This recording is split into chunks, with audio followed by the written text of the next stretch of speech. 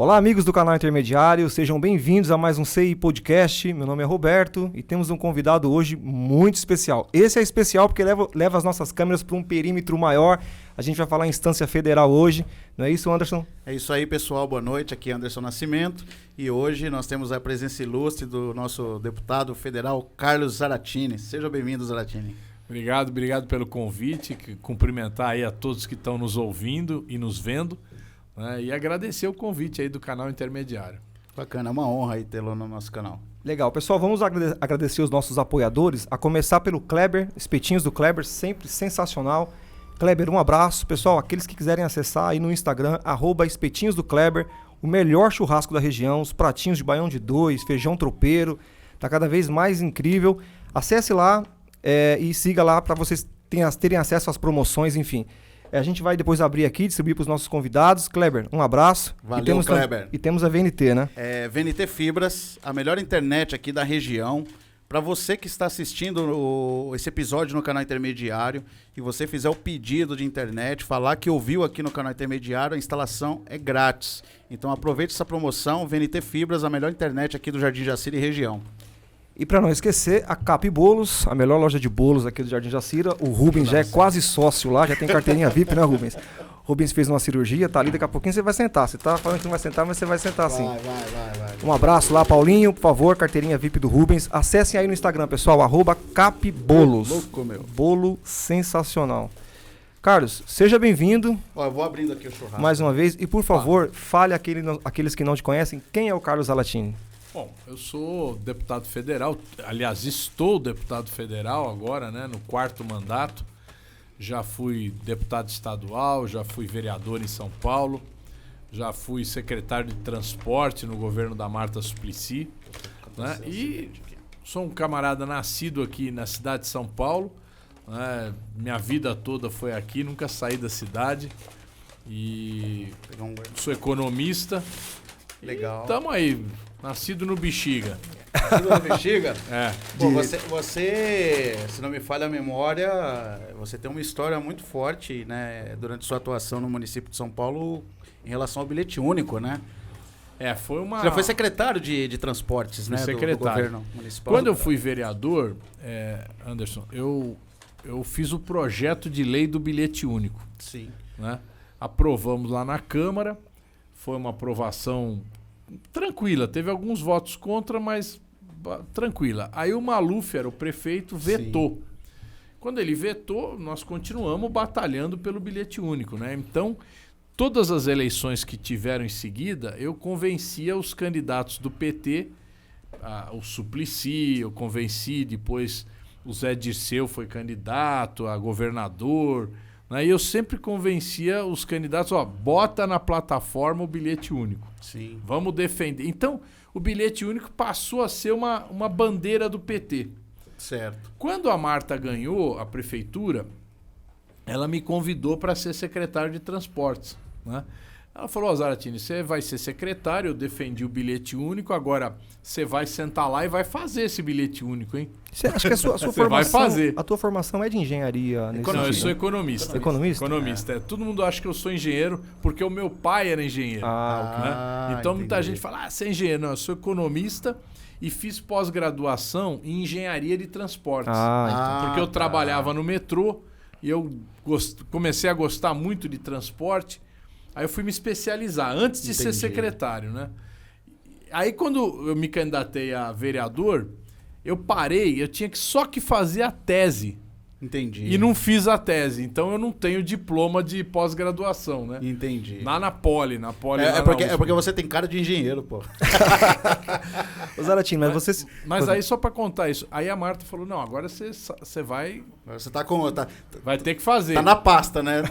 E aí era uma dificuldade muito grande, porque naquele momento tinha os pirueiros clandestinos. Nossa, eu lembro dessa época. Era um negócio louco, eram 20 mil peruas clandestinas em São Paulo inteiro. Aqui no Jardim Jacira, então, meu irmão, era uma loucura. Elas pirou pra Santo Amaro, né? E os ônibus, como o ônibus não tinha passageiro, perdeu o passageiro, o ônibus começou a fracassar. Entendi. Então as empresas começaram a falir. Então nós entramos lá e falamos, bom, primeiro nós temos que arrumar essa situação aqui, né? Sim. Nós montamos um projeto, aprovamos uma lei na Câmara para organizar o sistema de transportes. Nessa lei a gente colocou lá 6 mil pirueiros, né, para contemplar uma parte. Fizemos um acordo com eles, difícil de ser cumprido, porque... Imagina, 20 mil, você fala pro cara, vocês não vão continuar 20 mil, vocês vão ser 6 mil.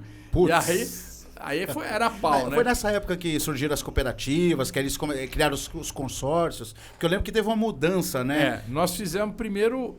Tinha algumas cooperativas já, mas eram incipientes, ainda como né? clandestino, né? Sim, já tinha. Eram pequenas. Aí nós falamos, olha, para entrar no sistema vai ter que se organizar em cooperativa. E as empresas de ônibus, tinha 53 empresas na cidade de São Paulo. Nossa, de bastante. ônibus. Porque eram muito locais, né? Aí nós falamos o seguinte, olha, vocês vão ter que organizar em consórcio. Então nós dividimos a cidade em 8 áreas. Certo. Então eram 8 consórcios. Aí de 53 eles tiveram que virar 8, Sim. os empresários de ônibus. Então com isso a gente tirou muita empresa falida, né? Tivemos um embate muito grande com um grupo de mineiros chamado Grupo Nikini. Pô, rapaz, eles eram terríveis, né? Eles faziam um negócio louco, porque eles...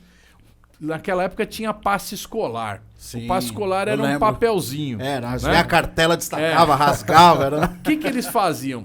Todas as empresas tinham mais ou menos 8% dos passageiros eram pagos com passe escolar. Ele tinha 25%. O louco. Era um milagre. Mas o que acontece, né? Aí nós fomos atrás. Por que esse cara tem tanto estudante, né? O que ele fazia?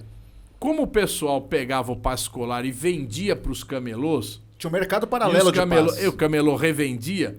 Ele pegava o pessoal dele, ia nos camelôs e comprava o passe escolar, que o camelô estava vendendo, certo? E dava entrada na São Paulo Transportes para receber o valor integral. É quase lavagem de dinheiro, é lavagem de passe. Ele pagava... Então, lavagem de passe, porra. Vamos dizer que era R$2 a passagem. Ele comprava... Seria R$1 o passe. Ele comprava do camelô por 80 centavos. Entendi. E recebia 2. Puta, no negócio da então China.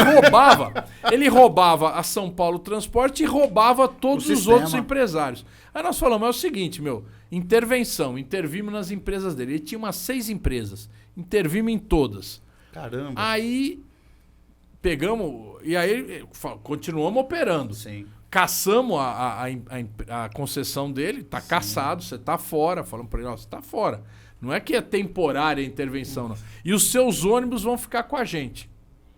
Caramba. Aí... Eles confiscaram, então, os ônibus. Eu tava achando que a briga ônibus. A briga já era feia no passe com confisco. Aí, meu irmão, confiscamos os ônibus, ele entrou na justiça para obter de volta os ônibus. Aí começou uma briga na rua. Porque ele pegou uns PMs e tentava parar os ônibus na rua e trazer de volta pra garagem dele. Porra, foi um pau. Caramba. Aí nós caçamos a liminar dele, pegamos os ônibus. Bom, o pau comeu. Foi uma briga grande. Nossa, imagino. Mas ganhamos, tiramos ele fora. Bom, porque foi um marco, né? Porque você falando dos passes, eu mesmo lembro que você comprava tudo com passe aqui no bairro. Exato. Tudo. Não, era moeda, né? Eu ficava duro. Eu lembro que eu trabalhava de office boy na época. Eu também. Eu ficava duro, final de semana, precisava de um dinheiro pra fazer alguma coisa, eu vendia passe. Era um churrasco grego no centro, lá com Exatamente. Era moeda. Era o que tinha, né? E o bilhete único, ele realmente mudou. Aí quando a gente colocou o bilhete único solucionou esse problema. Sim. E mais do que isso, aquelas peruas clandestinas que não foram legalizadas, não tinha o validador. Sim. Então, todo mundo passou a ter cartão. E querer pagar com o cartão, porque o cartão dava a oportunidade do cara pegar vários ônibus com preço só. Então aquilo matou a perua clandestina. Na verdade, não foi repressão policial, nada. O que matou foi na hora que a gente entrou com o cartão. Aí o cara não tinha mais como... Ele não tinha tecnologia para acompanhar. Ficou fora do jogo, né? Não era possível. Mas para a cooperativa em si, a minha tia do Jardim Primavera, ela rodava lá, né? E aqui o meu cunhado, aqui ele rodou também na cooperativa de Santo Amaro. Ele falou, Roberto, por que era bom o cartão? Porque a gente pegava um passageiro no Jardim Jacira, ele ia até Santo Amaro. Agora com o bilhete não, ele ficava descendo. Então eu carregava 100 passageiros, comecei a carregar 300 passageiros. Exatamente. Então essa circulação para a cooperativa, para as empresas foi economicamente saudável, né? Isso Para gerou todo mundo. pra Todo Pro mundo usuário ficou feliz. também. O povo ficou feliz, que era o mais importante. Sim. O pessoal das cooperativas se organizou e começou a ganhar dinheiro. E os empresários recuperaram o passageiro e estão super bem. Não, e acabou Imagina, super bem, né? E acabou o desvio do passe, essas coisas de papel que Então foi uma difícil administrar. evolução Né? muito grande, né? Sim, eu me recordo que cidades do interior já tinham os bilhetes. Campinas, eu ia pra Campinas lá visitar minha tia, já tinha. Eu falava, pô, como não tem em São Paulo? É isso que eu ia perguntar, Zaratini. Essa ideia você trouxe de alguma cidade pra cá? Essa ideia, na verdade, nós pegamos lá da Itália, né? Ah, Eu é? uma vez fui na Itália e falei, porra, mas aqui todo mundo anda pra lá, pra cá e tal. Aí eu Qual fui cidade lá? Você lembra a cidade? Em Roma mesmo, Roma né? mesmo. Quase todas as cidades lá acho que tinha isso. Então você pagava um cartão que tinha validade de 2 horas.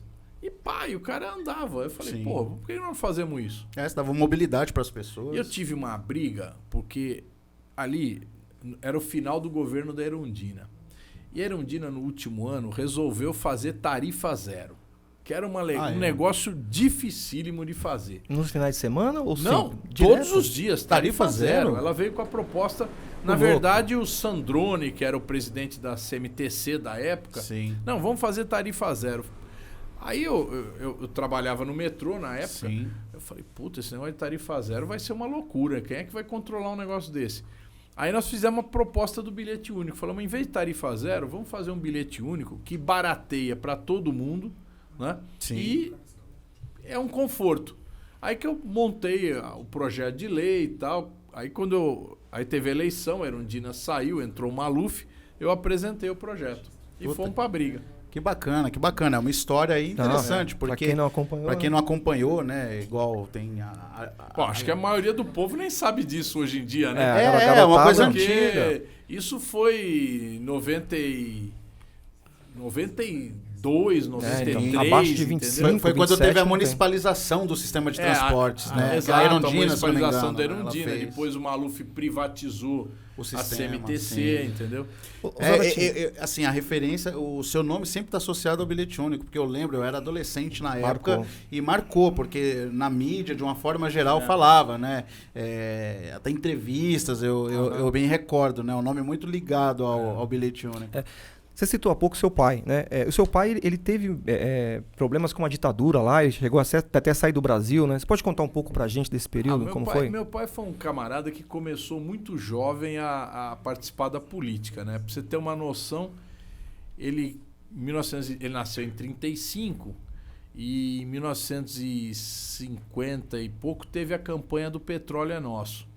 Então ele foi um dos caras que mais agitou a campanha do Petróleo é Nosso, né? Nos Sim. anos 50. E dali pra frente ele entrou na política, né? Muito assim, nacionalista, né? Legal. E aí ele veio a ditadura, né? Ele foi dirigente da UNE, né? Na União Nacional dos Estudantes, e da UEE aqui de São Paulo. E ele acabou entrando de cabeça quando a ditadura... Porque a ditadura começou meio branda, né? Não foi uma ditadura logo... Ela piorou muito em 68, com a AI-5, né? E aí os caras vieram pra cima e meu pai foi pra clandestinidade. Ele teve que se esconder no mundo, né? E aí acabou sendo preso. E aí teve aquele sequestro do embaixador americano. Ele foi um dos 15 presos trocados pelo embaixador americano. O louco, aí foi moeda de troca. Foi trocado. E aí ele Porque pôde o que voltar. acontecia? O pessoal da luta armada sequestrava os embaixadores e trocava por presos, né? Então isso aconteceu, foi em 69. Ele foi para o México, do México ele foi para Cuba, né? De Cuba ele foi para o Chile, aí veio o golpe militar no Chile, derrubaram o Allende, o Pinochet. Sim. Aí ele conseguiu escapar para a Argentina e aí ele voltou para o Brasil clandestinamente, em 1974. E ficou aqui de 74 a 78, escondido aqui, articulando, Você né? estava com eles, Zaratini, nesse período Eu todo? encontrava muito com ele, né? Ah, tá, a gente mas- se encontrava, mas totalmente... Era encontros que você tinha que tomar um cuidado enorme para ver se você não estava sendo seguido e tal. Entendi. Geralmente a gente se encontrava em lugares assim de muito movimento, né? Estação de trem, né? Estação de metrô, Então a gente conversava dentro do trem, pegava um trem lá na Estação da Luz, ia até Guaianazes, Puta, até... é pra um lugar bem aleatório. Ia conversando no trem, Interessante, cara. descia na Moca ali, andava até lá no Ipiranga, longe pra caramba, ia andando e conversando e voltava. E aí ele terminou preso de novo em 79. Aí veio a anistia, aí ele foi anistiado em 79 e aí passou a fazer política legalmente, né, daí pra frente. Que foi o início da redemocratização, né? Exato, foi em 79 a anistia, Sim. né, aí teve... Olha, mas pra você ver, de 79 só foi ter a campanha das diretas em 84. Né? Tem 5 anos aí de... 5 anos. Foi 5 anos entre 79 e 84, que ainda ficou o Figueiredo. Né? Aí, 85 elegeu o Tancredo, indiretamente, Sim. e só foi ter eleições, primeiras eleições depois da ditadura, em 89, 89. quando o Collor ganhou Collor do Lula, ganhou. naquela primeira vez que o Lula disputou, né? Aquela eleição que foi épica, porque o Lula deixou de ser um líder sindical e se transformou num líder político do Brasil. Com uma força que... E o PT, que Pra era um enfrentar. partido muito pequenininho, se expandiu para o país inteiro. Sim, sim. Cara, é história, né? É história, a história da é história. redemocratização, não tem como não passar por ela. E falando dos tempos atuais, Aratini, agora mais recente, eu vi a questão da aprovação do desconto do Vale Gás. Acho que o nome é Vale Gás, né? Vale Gás. Que vai Vale Gás. alcançar essas famílias cadastradas nos programas como Bolsa Família, no Cadastro Único. Nesse momento em que o gás está bem disparado, ela tem um desconto lá. Você pode falar um pouco disso? Eu sei que passou pelo Senado agora, né? Não, votamos na Câmara ontem. Ah, tá, legal. Ontem. E foi pro Senado. Foi pro Senado. Agora o Senado deve votar, espero que vote logo, né? Bom, o Vale Gás é uma ideia que é um paliativo. Porque qual é o problema? Você sabe, o Brasil é um dos maiores produtores de petróleo do mundo. Sim. E o incrível, o petróleo brasileiro do pré-sal é um dos mais baratos do mundo. Por quê? Porque são poços de altíssima produtividade. Então, quando você chega lá, é 7 mil metros de profundidade. Certo. Mas quando você chega no petróleo, é muito petróleo. É uma produção fantástica. Então, o custo, se você fizer uma conta, bom, quanto custa 1 litro de gasolina para a Petrobras? 42 centavos. A extração e refinaria. Extração e refinagem Refino. 42 centavos. Certo. Quanto que a Petrobras vende? R$2. Ou Você já envolve o quê? Logística, impostos? um Não. quarto, Ela- um quinto já. Por que não envolve isso tudo? Porque ela cobra o preço internacional. Entendi. Ela vai pelo preço do barril, né? É o preço a chamada paridade internacional. Então ela cobra do Brasil, do brasileiro, R$2. Bom, aí tem imposto, parará, Sim. transporte, o dinheiro Distribuição. do posto de gasolina, tal, chega aos R$6, 5,60, R$6, que é o preço Aqui do em São Brasil. Paulo. Tem lugar que está 7. Sim. Ô, louco. Aqui tá 5,60, alguma Então, coisa. essa paridade internacional, quer dizer, essa diferença entre o custo de produção e o que a Petrobras vende, fez com que o lucro da Petrobras chegasse a 40 bilhões de reais esse ano. Lucro esse que vai para o governo e para acionistas, né? Onde Ele vai esse lucro? Mais ou menos metade vai para o governo, então o governo arrecada, Sim. e a outra metade para 2.000 acionistas. 2.000 acionistas no Brasil inteiro, quer dizer, 200 milhões de brasileiros estão ajudando a enriquecer 2.000 acionistas. 0,01%. Certo? É um absurdo. Essa mesma paridade internacional vale para o gás. Então, o Brasil cobra, que a Petrobras cobra o metro cúbico do gás, o valor de um Citygate. Citygate é uma válvula que tem lá nos Estados Unidos, que é um ponto Certo. onde é determinado o preço do gás nos Estados Unidos. Então, o preço do gás lá é o que a gente paga aqui. É um absurdo, porque o gás é fundamental para as pessoas. Então, o que acontece? Esse aumento de preço está insuportável para o povo. Então, há uns 2, 3 meses atrás, a gente apresentou esse projeto do Vale Gás com a seguinte ideia. O royalty do petróleo, o governo arrecada esse royalty. Certo. Certo? Ele aumenta conforme aumenta o preço do petróleo. Ele é flutuante, né? Como está aumentando a arrecadação do governo. E a CID combustível, a mesma coisa. O imposto, ela aumenta conforme aumenta o valor dos combustíveis. Então a gente fala, bom, esse aumento, vamos reverter isso em subsídio para a população de baixa renda. Certo. Então o nosso projeto prevê isso. Não, tem gente que fala, mas você vai fazer a classe média pagar mais. Não vamos pagar mais, vamos pagar o que está pagando. Certo? E essa arrecadação, então, vai subsidiar o botijão de gás em 50% para quem está inscrito nos programas sociais. Tipo Cadastro Único, Bolsa Família. Cadastro Único, Bolsa Família, o BPC, Tá. que é o benefício de prestação continuada. E seria um projeto perene ou é paliativo por um período? Perene. Diferente do Dória, o Dória fez agora uma gracinha aí, 3 meses. Eu vi que ele anunciou lá o Vale Gás, o calça apertada lá. 3 meses. Calça apertada tá foda. É para atender. Permanente. Sim. A Petrobras, para correr atrás da gente, quando ela viu isso, que a gente ia aprovar esse projeto, eles falaram, não, vamos pegar 300 milhões e vamos subsidiar o gás. 300 milhões é nada, certo? Uma empresa que teve mais de 40 bilhões de lucro, ela vai dar 300 milhões de subsídio. Né? E isso não refresca muito a vida do povo, não. Mas ela vai fazer durante 15 meses. Faz certo. a conta, 15 meses é o tempo que falta para o Bolsonaro acabar o governo. Então, ele quer fazer um subsídio até o final do governo dele. E depois, dane-se. Entendi. E a nossa proposta é perene, como você falou. Mas essa questão de, voltando ao assunto de inflação, né? Ele é um movimento que tem sido global, né? Também, né? Quando você olha não só combustíveis, mas até mesmo alimentos. Eu tenho um colega que está na Alemanha, ele estava me falando que 1 litro de gasolina lá tá 2 euros. Zaratini, vamos comer. Ô, come Tá aí. aí pra gente... Come aí, Aqui, churrasquinho de churrasquinho. gato. Sobre voltando, um colega meu que está na Alemanha estava falando que a gasolina lá tá 2 euros. Né? Então, quando você converte isso para a realidade, você está falando de quase R$10 um litro de gasolina.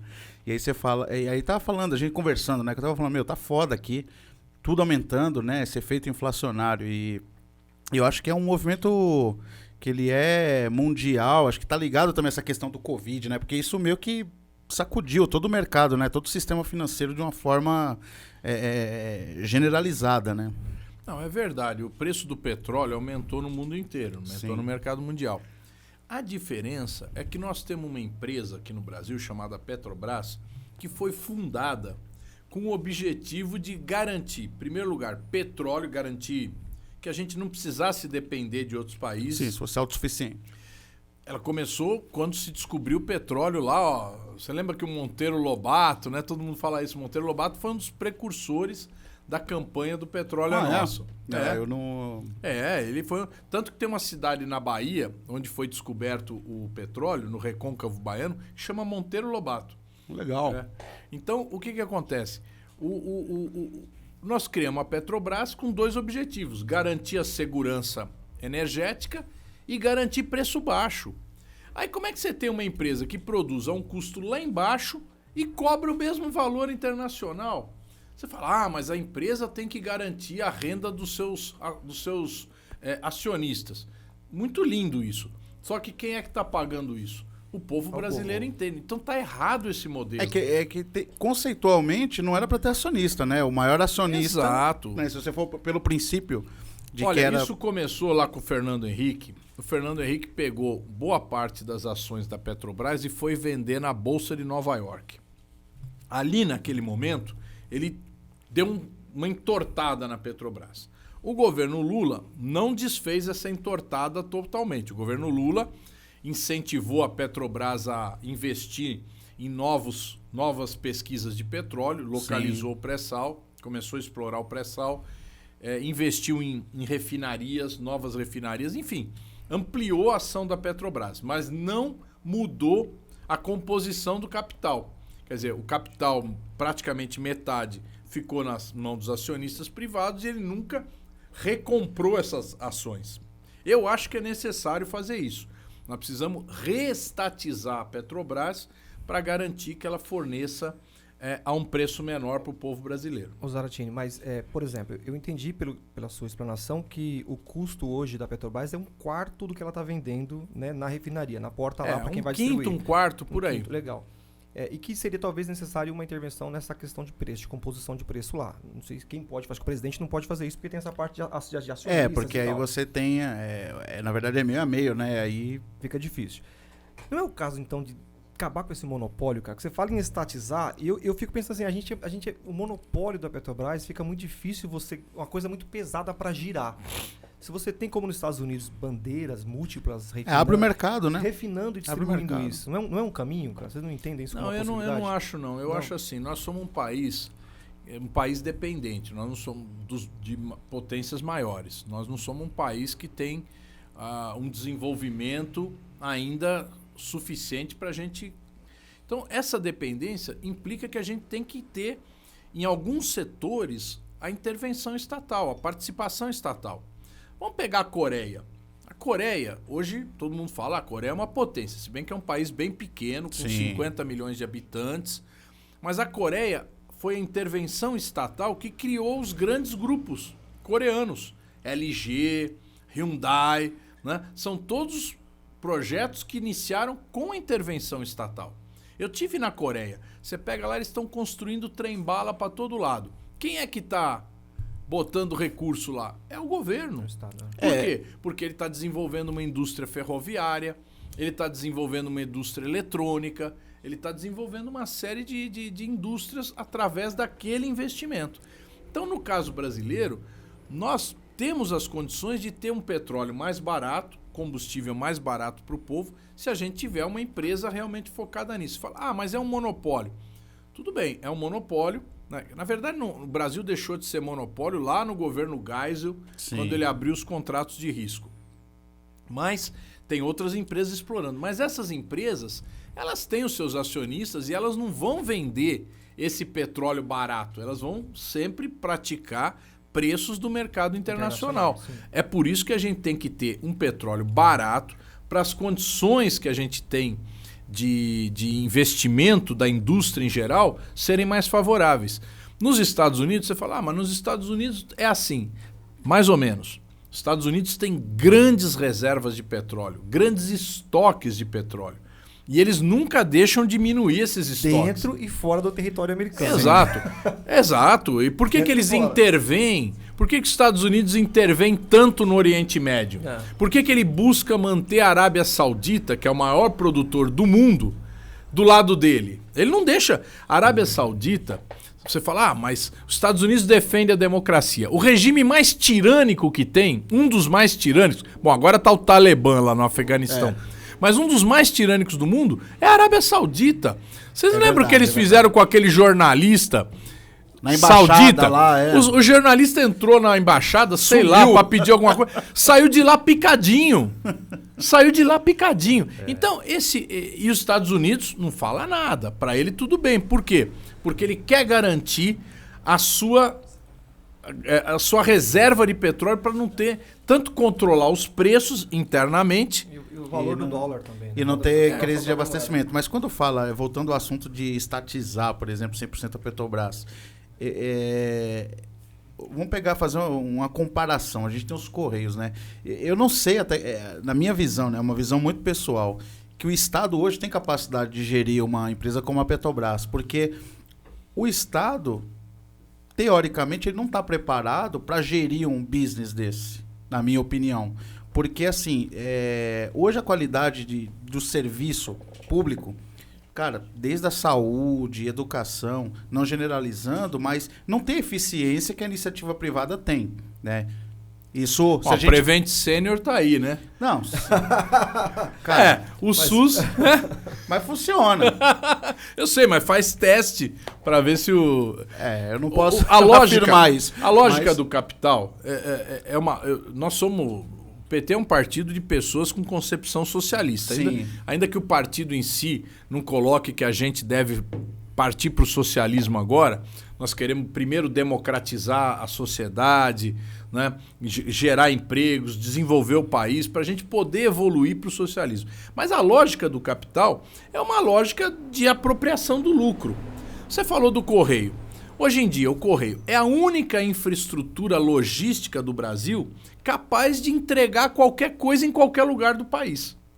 Todas as empresas logísticas, você pode citar aí vários nomes, né? Sim, tem o Mercado Livre, por exemplo. Hoje Eles contratam o correio para entregar nos lugares mais distantes, porque eles não têm condições de entregar. Por que querem privatizar o correio?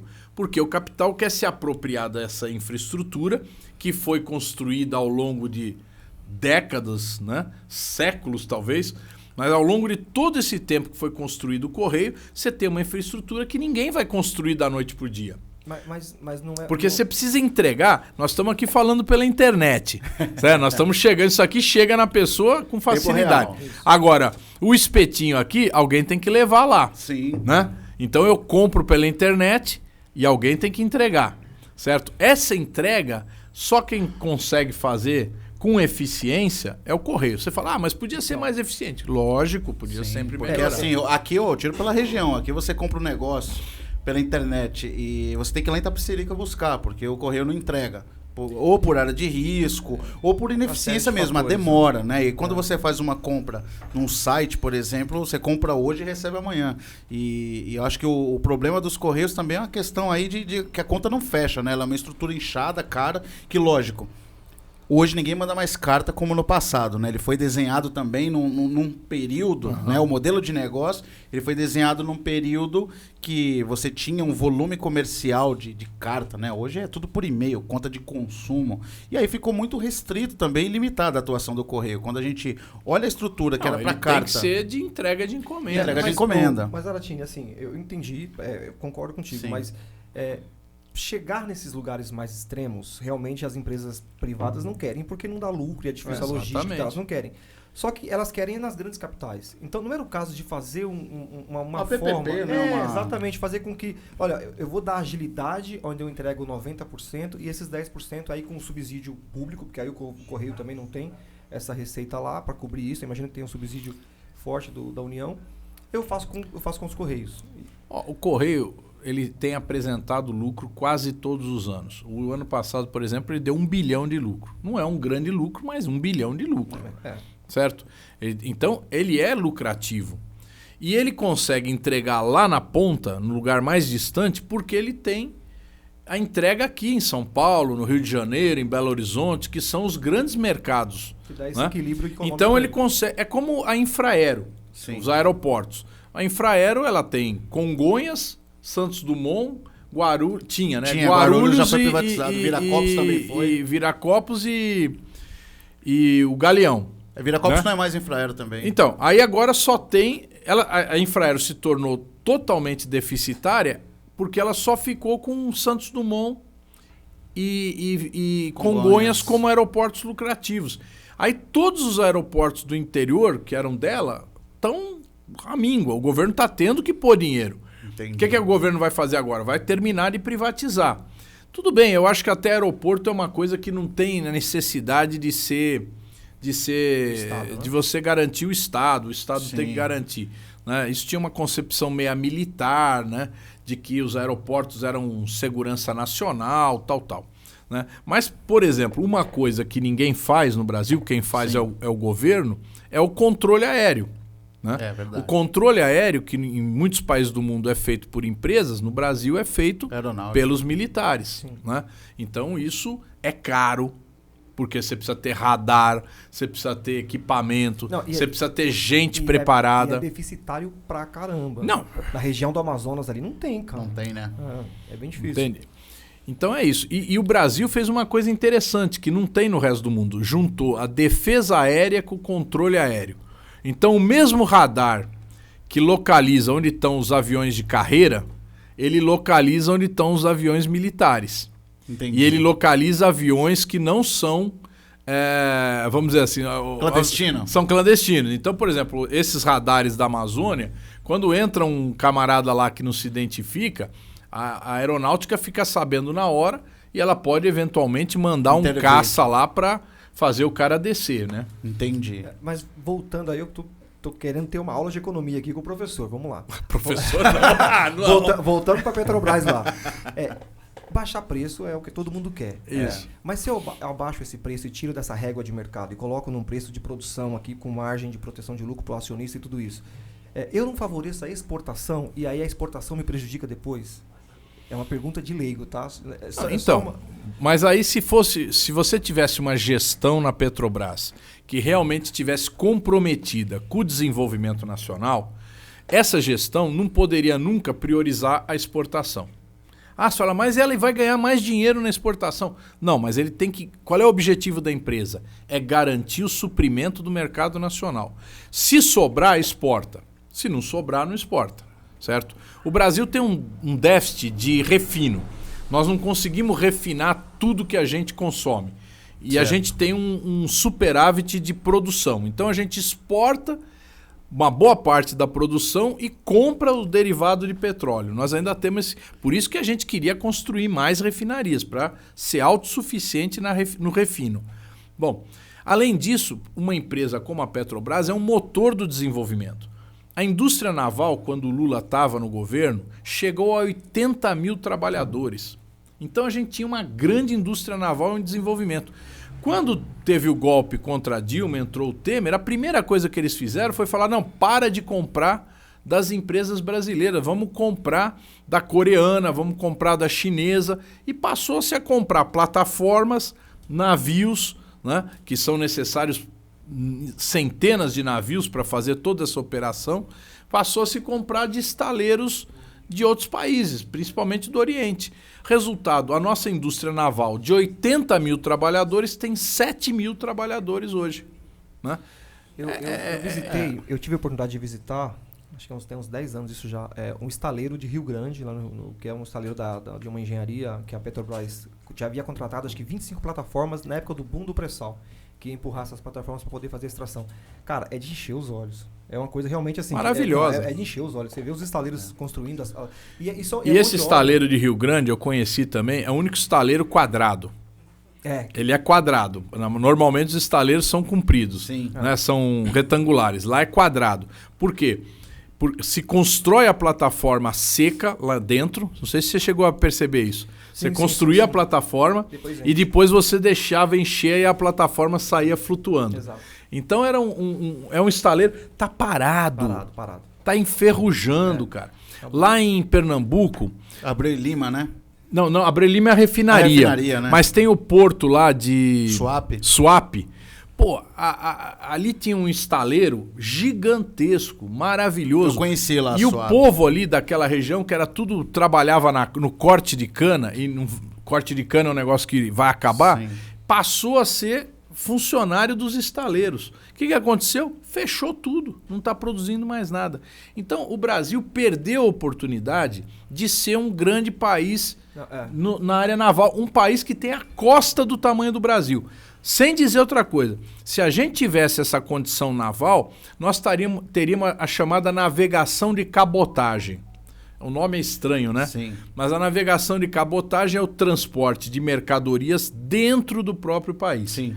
Então, por exemplo, em vez de eu mandar uma carga de São Paulo para Recife pela BR-116, eu mando de navio. Sim. A não ser que essa carga precise chegar rapidamente. Mas se ela não for uma carga com tanto valor agregado, eu boto num navio de cabotagem e mando para lá. Não existe essa navegação no Brasil. Não existe. Não existe. Simplesmente não existe. E assim, só um comentário, né? Sei que talvez isso vai te incomodar um pouco, esse comentário. Mas quando, no boom da Lava Jato, quando as empreiteiras começaram a tombar e todo mundo começou a se vangloriar de felicidades por conta disso, deu uma tristeza por conta daquele problema desse estaleiro. Porque eram 25 plataformas. Aquilo ia dar uma velocidade para o Brasil na estação do pré-sal e aquilo ali parou, literalmente parou. A engenharia parou. Eu não sei nem contar hoje, deve estar jogado lá. A cidade de Rio Grande vivia por conta daquele estaleiro. Muito triste. Em termos de pré-sal, em termos de economia de petróleo, a gente estaria num outro patamar hoje se não fosse aquele episódio, aquele intervalo de tempo ali. E eu falo de você porque eu sei que você é de direita. Eu sou de direita. Então, total. Eu tenho uma visão totalmente diferente. Não, mas é isso. Eu acho isso. A gente perdeu um boom de desenvolvimento. Você fala... Teve um fato concomitante, quer dizer, ao mesmo tempo em que houve a Lava Jato, houve um outro processo, a queda do preço de petróleo no mercado mundial. O petróleo chegou a bater $120 o barril. Eu lembro disso. Certo? Caiu para 50, chegou até a 40, eu acho. A menos de 50. Essa queda foi no mesmo momento em que a Lava Jato estava funcionando. Sim, funcionando. Aí a Petrobras apresentou prejuízo. Sim. Aí os caras falaram, pô, olha aí o prejuízo da Petrobras, quebraram a Petrobras. Não, o que levou a prejuízo na Petrobras e em todas as empresas de petróleo do mundo foi a queda do preço do barril de petróleo. Esse movimento, né? Certo? Então isso aí, e isso, logicamente, paralisou vários projetos de ampliação, de exportação, de produção. Né? Você tinha que, bom, o preço do petróleo está lá embaixo, eu vou continuar abrindo novos campos? Não, dá uma travada. Né? Segura um pouco, para o preço até subir de novo. Então, houve um momento na indústria de petróleo no mundo que coincidiu com a Lava Jato e serviu de argumento para os defensores da Lava Jato de que a corrupção tinha quebrado a Petrobras. Só para concluir, passou 2 anos, 2014, 2016, a Petrobras começou a dar lucro de novo. Sim, mas acho que tem N questões aí por trás disso, porque assim, o próprio presidente Lula, né, quando presidente, ele ficou lá 8 anos, né? E houve uma politização muito forte também na gestão da Petrobras, né? Que não tinha essa visão de mercado que tem hoje, que lógico, a gente sabe que quando fica mais com essa visão de mercado, você fica atrelado à questão de preços, mas a gasolina também nunca foi barata, né? Então, eu acho que não é uma questão tão simples e falar, poxa, que agora, né, tem essa questão do mercado. Mas durante 8 anos também, o presidente Lula teve a oportunidade, eu acho, de fazer essa mudança, esse movimento. Era um petróleo mais barato do que é hoje. Sim. Mas não tão barato o custo de produção como é agora com o pré-sal. Você tem que recapitular. O pré-sal começou a ser explorado em 2006, foi descoberto em 2006. Foi descoberto em 2006. E que se iniciou o processo de exploração. Entre você descobrir um campo de petróleo e começar a tirar o petróleo, demora no mínimo 5 anos. Sim. Então aquela descoberta de 2006 começou a produzir em 2011, 2012. Que é a construção das plataformas e tudo isso que precisa. Né? Tem todo um processo. Você tem que testar o campo. É complexo o negócio. Sim, entendi. Vamos lá. Zaratini, recentemente foi aprovado, né, no Senado, na verdade aprovou com textos que volta para a Câmara, né? A sua lei, o seu projeto de lei sobre a flexibilização, chamada flexibilização do crime de improbidade. Queria que você falasse um pouco para dar esse esclarecimento. Boa pergunta, né? Olha, a lei de improbidade é uma lei que foi criada em 1992, naquela época do Collor, né? É uma lei para punir a corrupção. E o entendimento de improbidade que todas as pessoas têm é de que se você é chamado de ímprobo, é porque você roubou, você é desonesto, você levou a perda do patrimônio público, certo? É uma coisa que leva que o sinônimo é desonestidade. Sim. Só que na lei existem 2 problemas. Primeiro problema, bom, existem vários, mas vamos dizer 2 assim principais. Tem um artigo lá, o artigo 11, que ele tipifica como improbidade atentar contra os princípios da administração pública. Certo. Se você pensar bem, princípios da administração pública é uma coisa abstrata. É subjetivo. Né? É subjetivo. E o Ministério Público se utiliza desse artigo 11 para qualquer irregularidade que o gestor faça, ele ser punido por improbidade.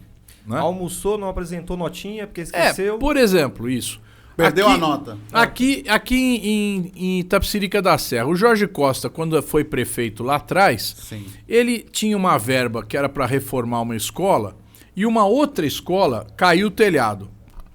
Aí ele pegou o dinheiro de uma escola, usou na outra, Emergência. porque era emergencial, foi processado por improbidade. Tem prefeito que pega um ônibus escolar e transporta doente para o hospital. Improbidade. Louco.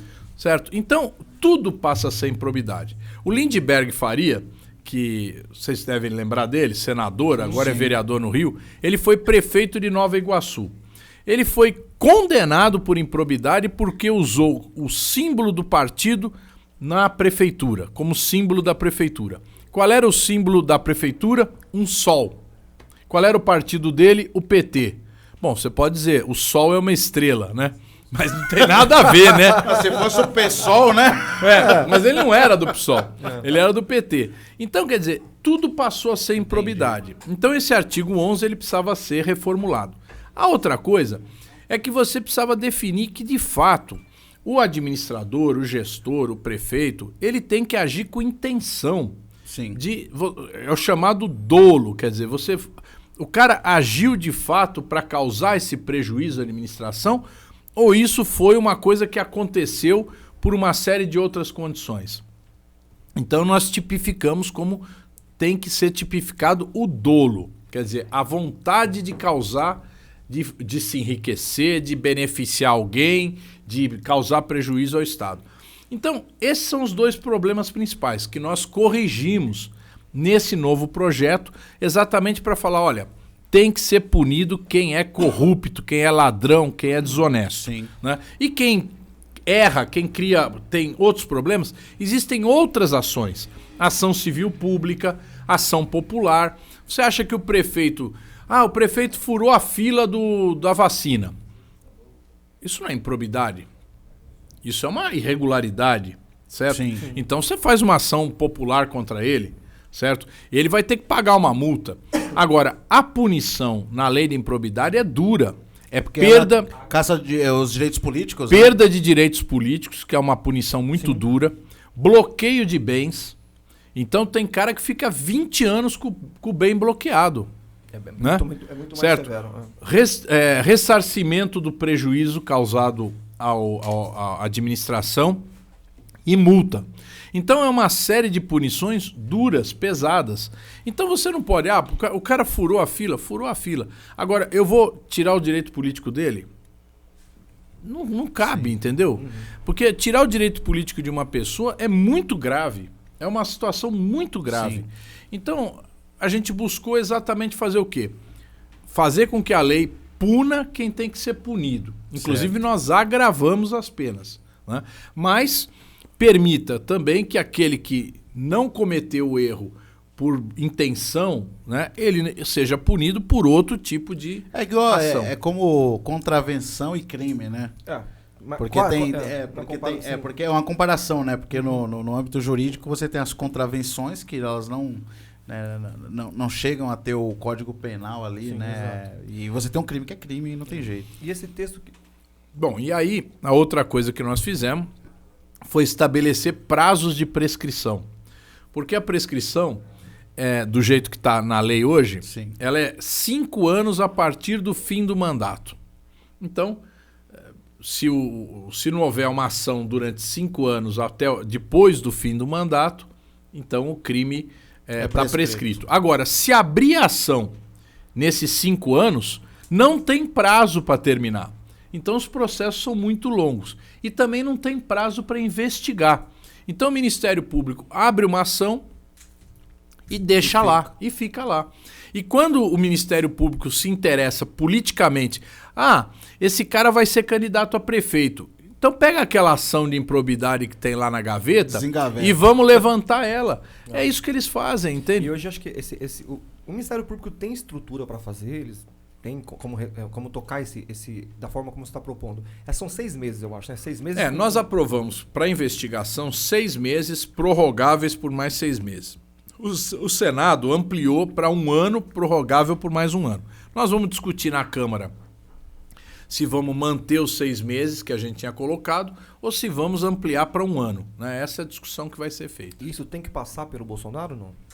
Não, no fim, depois que a Câmara votar as modificações do Senado, aí vai para a sanção do presidente. Entendi. E ele que tem que dar, vamos dizer, ele veta ou sanciona. Entendi. Se ele vetar, o veto dele volta para o Congresso, que já é a Câmara e o Senado juntos, para discutir se mantém o veto ou derruba o veto. Entendi. E aí morreu o assunto. Entendi. Legal.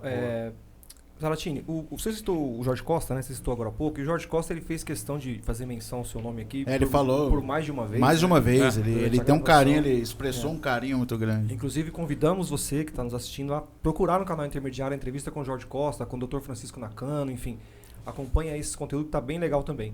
E ele fez menção ao seu nome, principalmente nas emendas que você tem enviado para cá, e segundo o Jorge, boa parte, se não tudo que ele fez nos mandatos dele, teve 4 mandatos, foi muito por apoio teu em emendas, enfim. Como que é essa sua relação? Vou fazer 2 perguntas em uma. Como é a tua relação com o Itapecerica nesse sentido? E por que o Itapecerica não tem no executivo uma pessoa do PT? O Jorge mesmo poderia ter vindo pelo PT. Porque acho que não tem essa... Nós tivemos o Zé Maria uma vez como candidato, o professor Zé Maria, em algumas oportunidades. Faz tempo. O Zé Maria até saiu da política. Exatamente. Já, né? Então, a tua relação Nós tivemos o vice, né? O vice do Lacir era o... Cleudio. Não, esqueci agora. O vice do Lacir era do PT. Esqueci agora também. Não é Cleudio, não. Não, teve uma época que foi o... Toninho Crem. Toninho Crem. Toninho Crem. Ele era do PT, né? Nós não tivemos aqui... É uma situação... porque o PT é um partido relativamente novo. Você fala, mas todos os partidos têm 40 anos, 50 anos. Mas tem partidos que vêm de uma tradição histórica de 100 anos, pô. Entende? Sim. O conservadorismo no Brasil, ele não nasceu agora. Não. Quem nasceu agora foi a Organização dos Trabalhadores, que foi o PT. Foi um partido que é recente. Então, ele não tem um enraizamento nas cidades, uma força política, né? Tem em algumas cidades, mas não todas do Brasil. Então, no caso do Itapecerica, a gente tem um PT aqui que é bem ativo, mas que ainda não teve força para lançar um candidato a prefeito. Lançou um candidato na última, foi o professor Elias. Lançou, mas nunca ganhou, né? Então, realmente... Mas já ganhamos no Embu das Artes, né? Já ganhamos... O Embu ficou bastante tempo, né? Ficou o Geraldo Ficamos lá, 16 anos no Embu, né? Então, que você vê, quando a gente rompe a barreira, a gente acaba tendo condições de ficar mais tempo.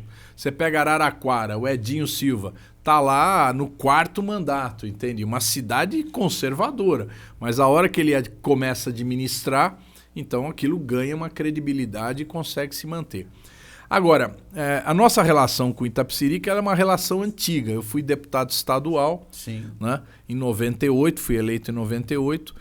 E um dos lugares assim fora da capital que eu fiz campanha foi aqui em Itapecerica, né? E a gente fez campanha aqui no Jardim Jacira. Com o Jorge Costa na época? Não era com o Jorge Costa, não. 98 era o Lacir, pô. Era o Lacir, o Toninho, aquele grupo do PT, o Zé Maria, né? O Zé Paulo. Professor, né? Zé Paulo. O Paulo Flamingo. Paulinho, né? Flamingo. Essa turma que comandava o PT aqui.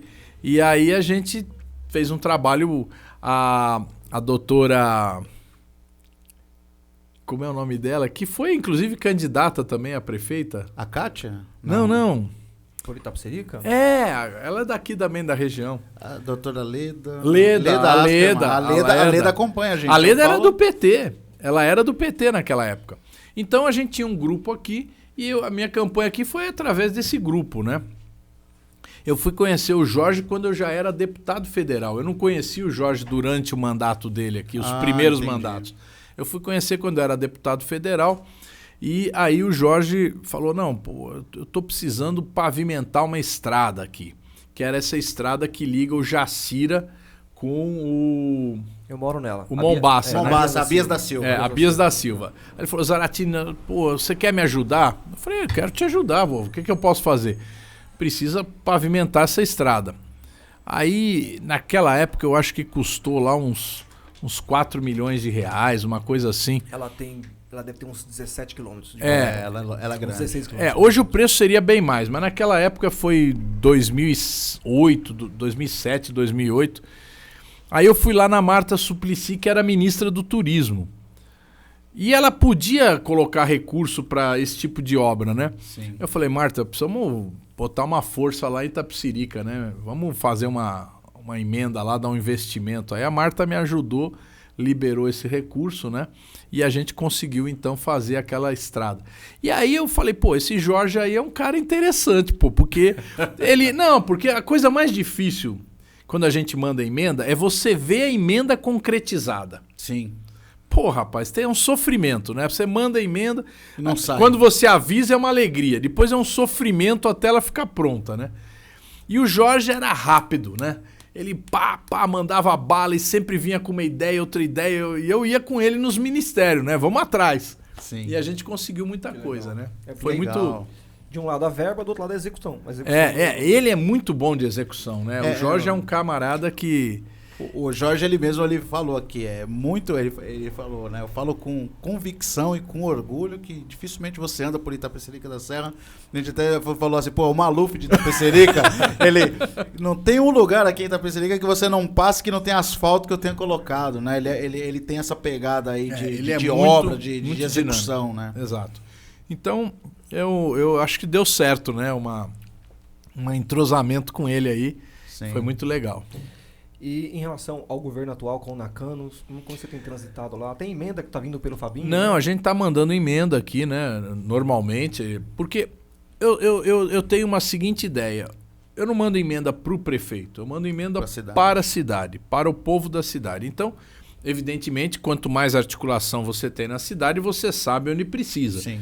Então, por exemplo, agora nós estamos trabalhando com o Fabinho, que é nosso vereador do PT Santana. aqui. Mandamos recursos para a saúde. Temos também uma boa relação com o Padre Odair, lá do Parque Paraíso. Ajudamos lá, estamos ajudando com uma emenda para compra de veículos lá para... Ele tem um convênio com a prefeitura para acolhimento de menores, né? Sim. Então, para essa entidade que ele faz esse trabalho. Então, a gente faz essa parceria. O Nakano é um prefeito que está começando, a gente ainda não tem uma avaliação dele, né? Não vou dizer aqui nem que é bom nem que é ruim, mas ele é mais fechado que o Jorge, né? Ele é mais... Oriental. Não sei se é oriental, mas ele é um pouco mais fechado e como ele é filiado ao PL, né? Sim. O Jorge era filiado ao MDB, PMDB antigo. Isso. Mas o Jorge não tinha esse negócio de partido. Então ele conversava com todo mundo. O Nakano é mais partidário. Entendi. Né? Então ele é mais, né, PL, né? E por último o Jorge saiu pelo PTB, né? Esse último mandato, depois ele acabou saindo do MDB, né? Foi e pro foi PTB. pro PTB. Foi pro PTB lá que era do vice dele passado, o Trolese. Do Trolese, Mas então foi isso, quer dizer, a gente acabou tendo essa boa relação. Eu espero que a gente consiga evoluir aí na relação com o Nakano também, porque ajuda muito a gente poder mandar os recursos, né? A gente também espera, porque realmente precisa bastante. 12 de outubro na Paulista, como é que tá essa preparação desse movimento? 2 de outubro, né? Como é que tá isso? Não, tá bem, né? Eu tô achando que vai ser uma boa manifestação. É PT essa manifestação? Não. Essa manifestação vai do PSTU ao PSDB. Ao PSDB. É o vocabulário inteiro, né? É uma sopa de letrinhas. Então é uma manifestação muito ampla, né? Não vai ser uma coisa fechada, partidária, nem eleitoral. Certo. O objetivo não é uma manifestação eleitoral. Tanto que, na minha opinião, ninguém falou isso, mas eu acho que o Lula não vai participar até para não dar esse caráter... Para não dar conotação. Eleitoral, né? Porque se vai o Lula, todo mundo fala, pô, e o Lula falando... Vira o palanque, né? Então, eu não sei, acho que é até difícil que ele compareça lá, mas com certeza o PT vai apoiar firmemente essa manifestação. Entendi. E como você está acompanhando, Zaratini, essa CPI da Covid? Agora, só dizer uma coisa, antes de você falar isso. O Bolsonaro fez 2 manifestações grandes. Eu não sou daqueles que acham que foi pequena, não. Foi grande. Lá em Brasília, aqui em São Paulo. Mas com muito dinheiro do agronegócio. Né? O agronegócio lá em Brasília mobilizou toda aquela região do Mato Grosso, Goiás e tal, e levou gente para Brasília. E aqui em São Paulo, do interior para cá. Então... Mas o PT faz algo parecido nas manifestações. Não, nós não temos dinheiro para fazer isso. Não, do agronegócio não. Do agronegócio não, mas ele faz essa mobilização. Não. Agora nós estamos seguindo a política. Se tem uma coisa que é difícil no Brasil, é você colocar o povo na rua. Mas nós estamos fazendo agora a política, um movimento fora Bolsonaro, que não é só o PT, são muitos partidos e muitos movimentos, têm feito a política de fazer manifestações em várias cidades, certo? Então não concentrar só na Paulista. Vamos fazendo... Tanto que eu vi ontem, já tem mais de 230 cidades onde já vai ter manifestação. Então, a ideia é o quê? Toda cidade que for possível fazer uma manifestação.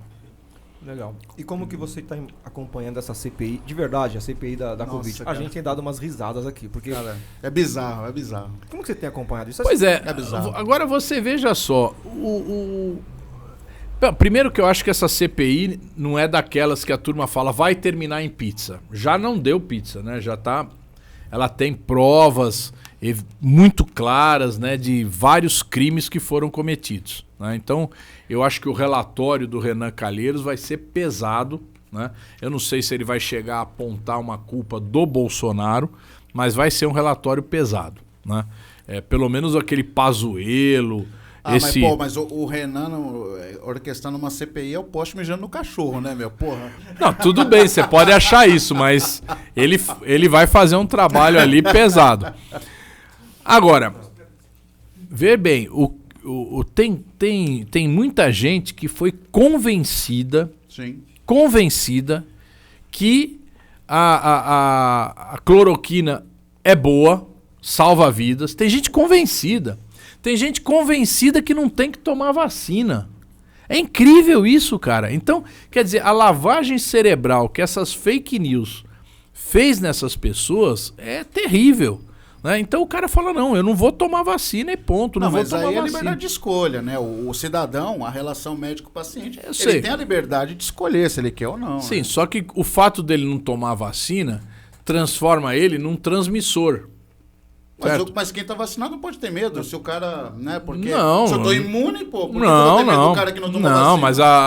mas se a vacinação fosse 100%, era ótimo, mas não é 100%.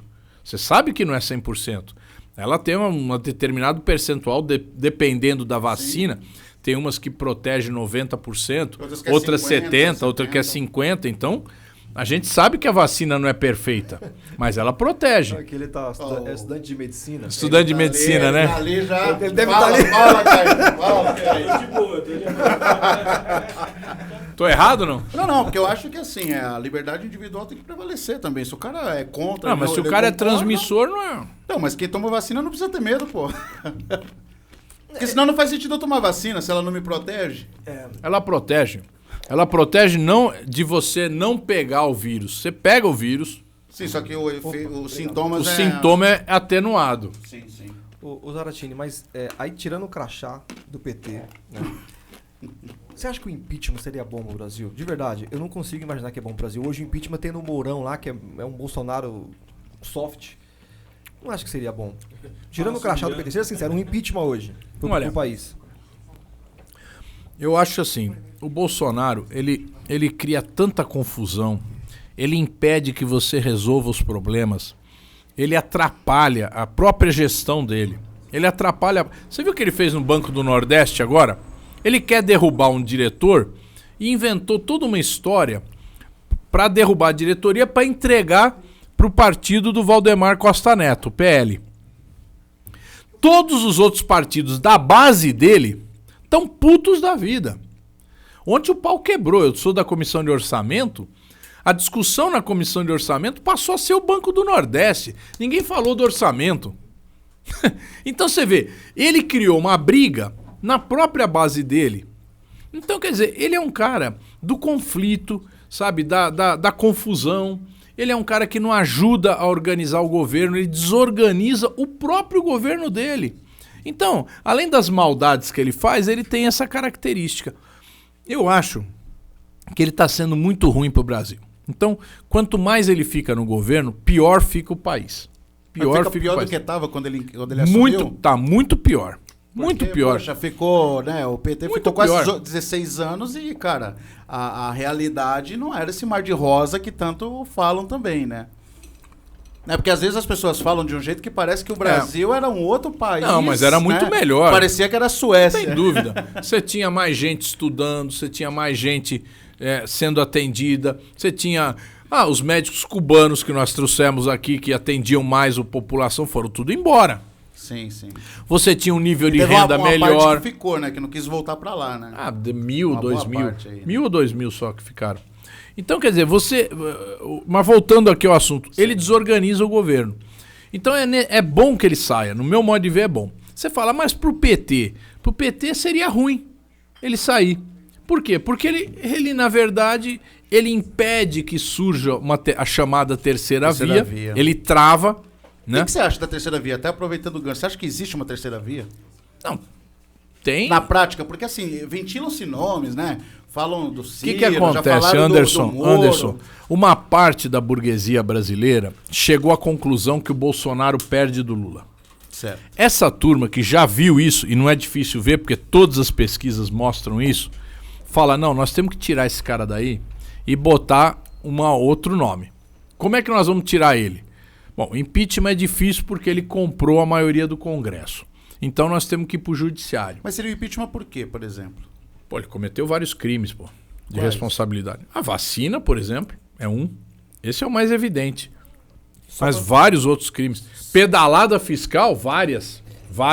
Eu quero fazer uma pergunta sobre isso, mas não quero te interromper na terceira via. Continua, vai lá, que vai lá, depois vai lá. eu vou te fazer a pergunta. Então o que acontece? A elite viu essa terceira A elite via. viu que tem que Sim. tirar ele para ter uma alternativa que possa ganhar do Lula, porque ele não ganha do Lula. Então eles querem arrumar um nome que ganha do Lula. Só que é difícil tirar ele, tem que ser por uma via jurídica. O Alexandre Moraes está tentando lá. Ele está tentando, né? Ele tenta flanquear de vários lados. Bom, agora, quais são os partidos que poderiam sustentar a terceira via? O DEM vai juntar com o PSL. E o objetivo deles é usar o fundo eleitoral para financiar a campanha dos deputados. Não querem fazer o nome no Não querem ter executivo. candidato a presidente porque custa caro. Custa caro. Ele vai ter que tirar dinheiro dos deputados e colocar para o candidato a presidente. Eles querem ter bancada. O PSDB está rachado. O Dória vai disputar com o Leite, do Rio Grande do Sul. O Aécio finge que está apoiando o Leite para tentar ferrar o Dória. Se o Dória ganhar, ele vai boicotar o Dória. Se o Leite ganhar, ele vai boicotar o Leite. Porque ele também não quer lançar candidato a presidente, ele quer que o dinheiro fique com os candidatos a deputados. Então o PSDB... O MDB na última eleição, o MDB lançou o Meirelles. Lembra do Meirelles? Lembro, pô. Ele tá no governo do estado. Tá no governo do estado. Gastou uma bala, né? E não carisma, né? Então, aquele carisma. O Meirelles, o que o MDB falou? Você quer ser candidato a presidente? Quero, aquela voz dele. Tá bom, você paga a sua campanha, porque nós não vamos botar um tostão aí. E ele pagou 45 milhões, né? Gastou muito dinheiro. Gastou cara. dinheiro dele, ou dos amigos dele. Eu sei que o MDB não botou um tostão. Entendi, não teve nada de Então voto. por quê? Porque eles querem eleger bancada. Entendi. Né? O PP o PP não quer nem que o Bolsonaro se filie no PP, porque o PP do Nordeste quer apoiar o Lula, o PP do Rio Grande do Sul quer apoiar o Bolsonaro. Tá rachado. Não tem terceira via, deixa do jeito que tá, certo? Então quem que pode sair candidato? O Ciro, mas vamos dizer, a centro-direita não gosta do Ciro, não vai apoiar ele, ou o Moro. Moro com o Mandetta, Né? né? O Mandetta tem... Eu escutei falar, mas... Quem é o Mandetta, gente? também Quem é o eu Mandetta? também Qual é acho. Ele- como você falou aí, qual é o... Que é o Mandetta na fila do pão, né? Entendeu? Então, é muito difícil viabilizar a não ser que aconteça, lógico. E na política, a gente nunca pode subestimar, isso nunca vai acontecer. É dinâmico. Pode acontecer. É né? dinâmico. Então, eu acho que, vamos dizer assim, no quadro atual, você tem que ter um partido que banque a terceira via. Qual é o partido que banca a terceira via? Se o DEM, que tem uma estrutura, o MDB, que tem uma estrutura, o PSDB, que tem uma estrutura, estão com esses problemas, quem é que vai bancar? Não tem, e não adianta você fazer a terceira via se você não tem bancada, né? Que senão você... É outro problema, Exatamente. né?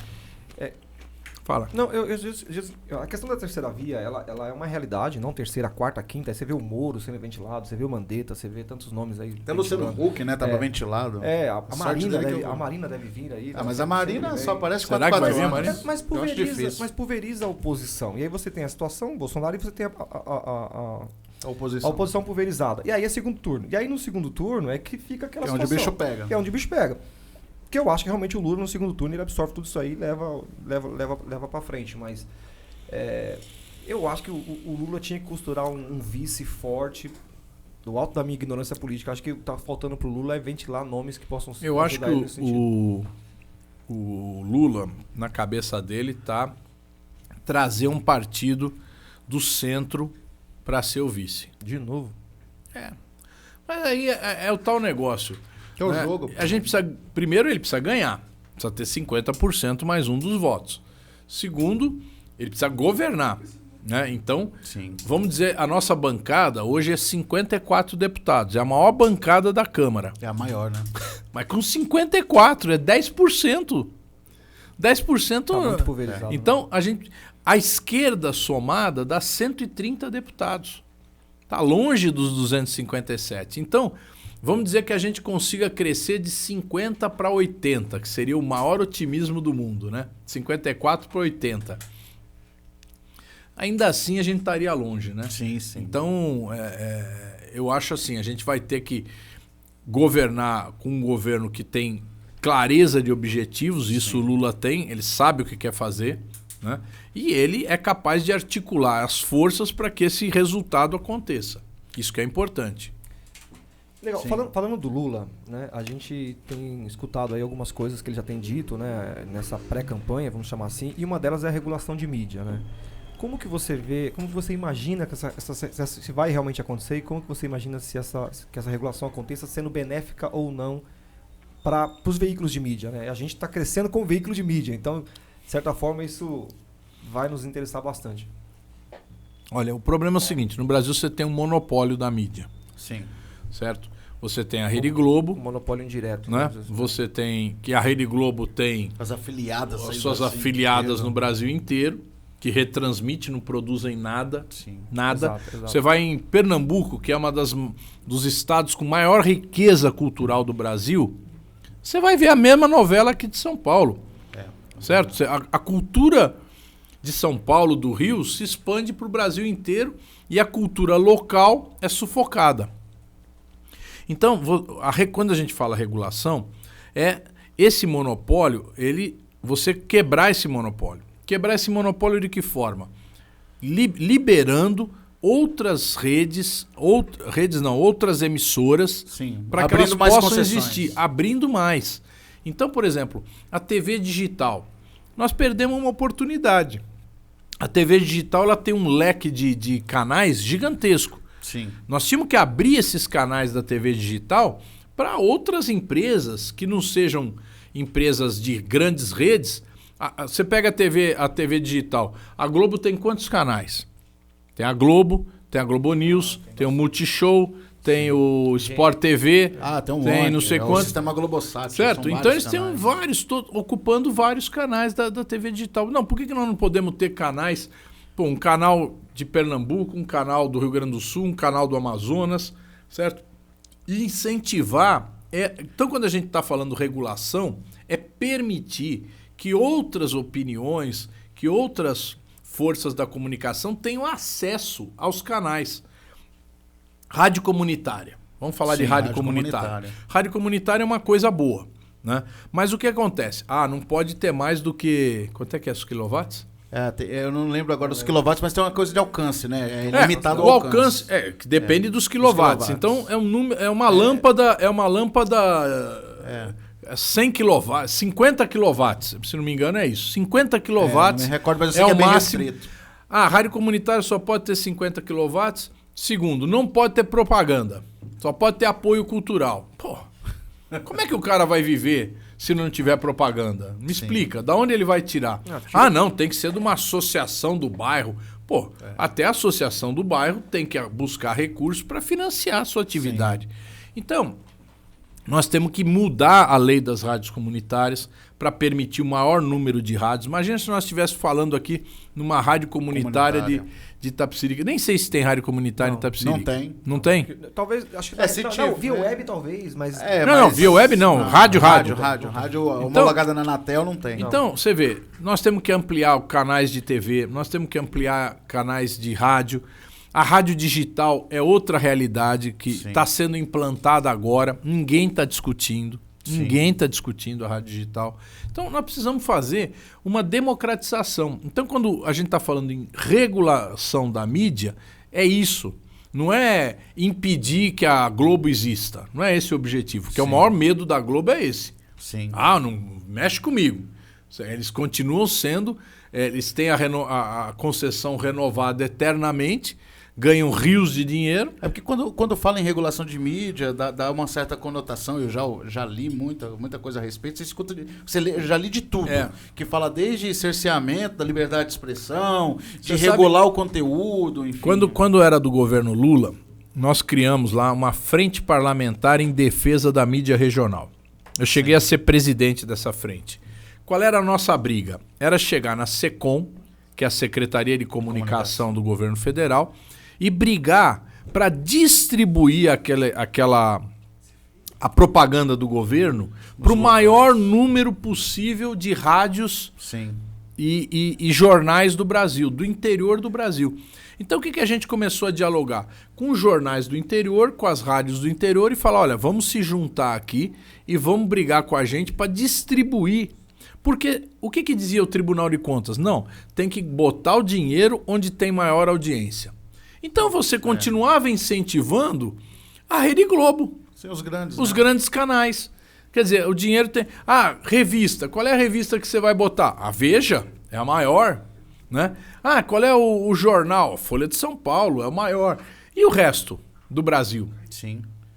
Certo? Porque se eu morar no Rio Grande do Sul, em Bagé, eu quero ler as notícias de Bagé. Eu não quero ler a notícia da Folha de São Paulo me contando o que acontece nos jardins. Porque nem nos bairros a Folha de São Paulo vai. Não vai. Não tem repórter de bairro. É tudo repórter dos jardins. É só jardins. Você fica sabendo o que aconteceu ali. Né? O restaurante dos jardins. Avenida Europa. Você não sabe nada. Você não sabe o que é futebol de várzea. Né? Você não tem noção disso. As pessoas que leem a Folha, coitado, ou se ele morar na periferia, ele sabe um pouco. Mas se ele não morar, ele não sabe nem que existe periferia. É verdade. Entendeu? Então, toda uma cultura. Você fala, o pancadão. Pancadão, quem mora do lado odeia, né? Sim. Odeia. Mas, afora esse aspecto, é um traço cultural que está se desenvolvendo na periferia, como foi o rap alguns anos atrás. Certo? O rap continua existindo, né? Agora surgiu um novo que é o funk. Bom, isso é uma manifestação cultural. Quem conhece isso? Se você ler a Folha, você não vai conhecer, não. Você tem que ir lá. Né?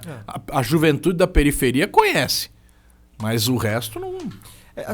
Muitas rádios comunitárias, muitos veículos de mídia comunitários foram, de certa forma, sufocados, vamos dizer assim, não conseguiram crescer durante todos esses anos que se passaram. Inclusive do governo Lula também, não houve essa regulamentação, mas... O governo Lula não fez isso aí. Nem a da Dilma.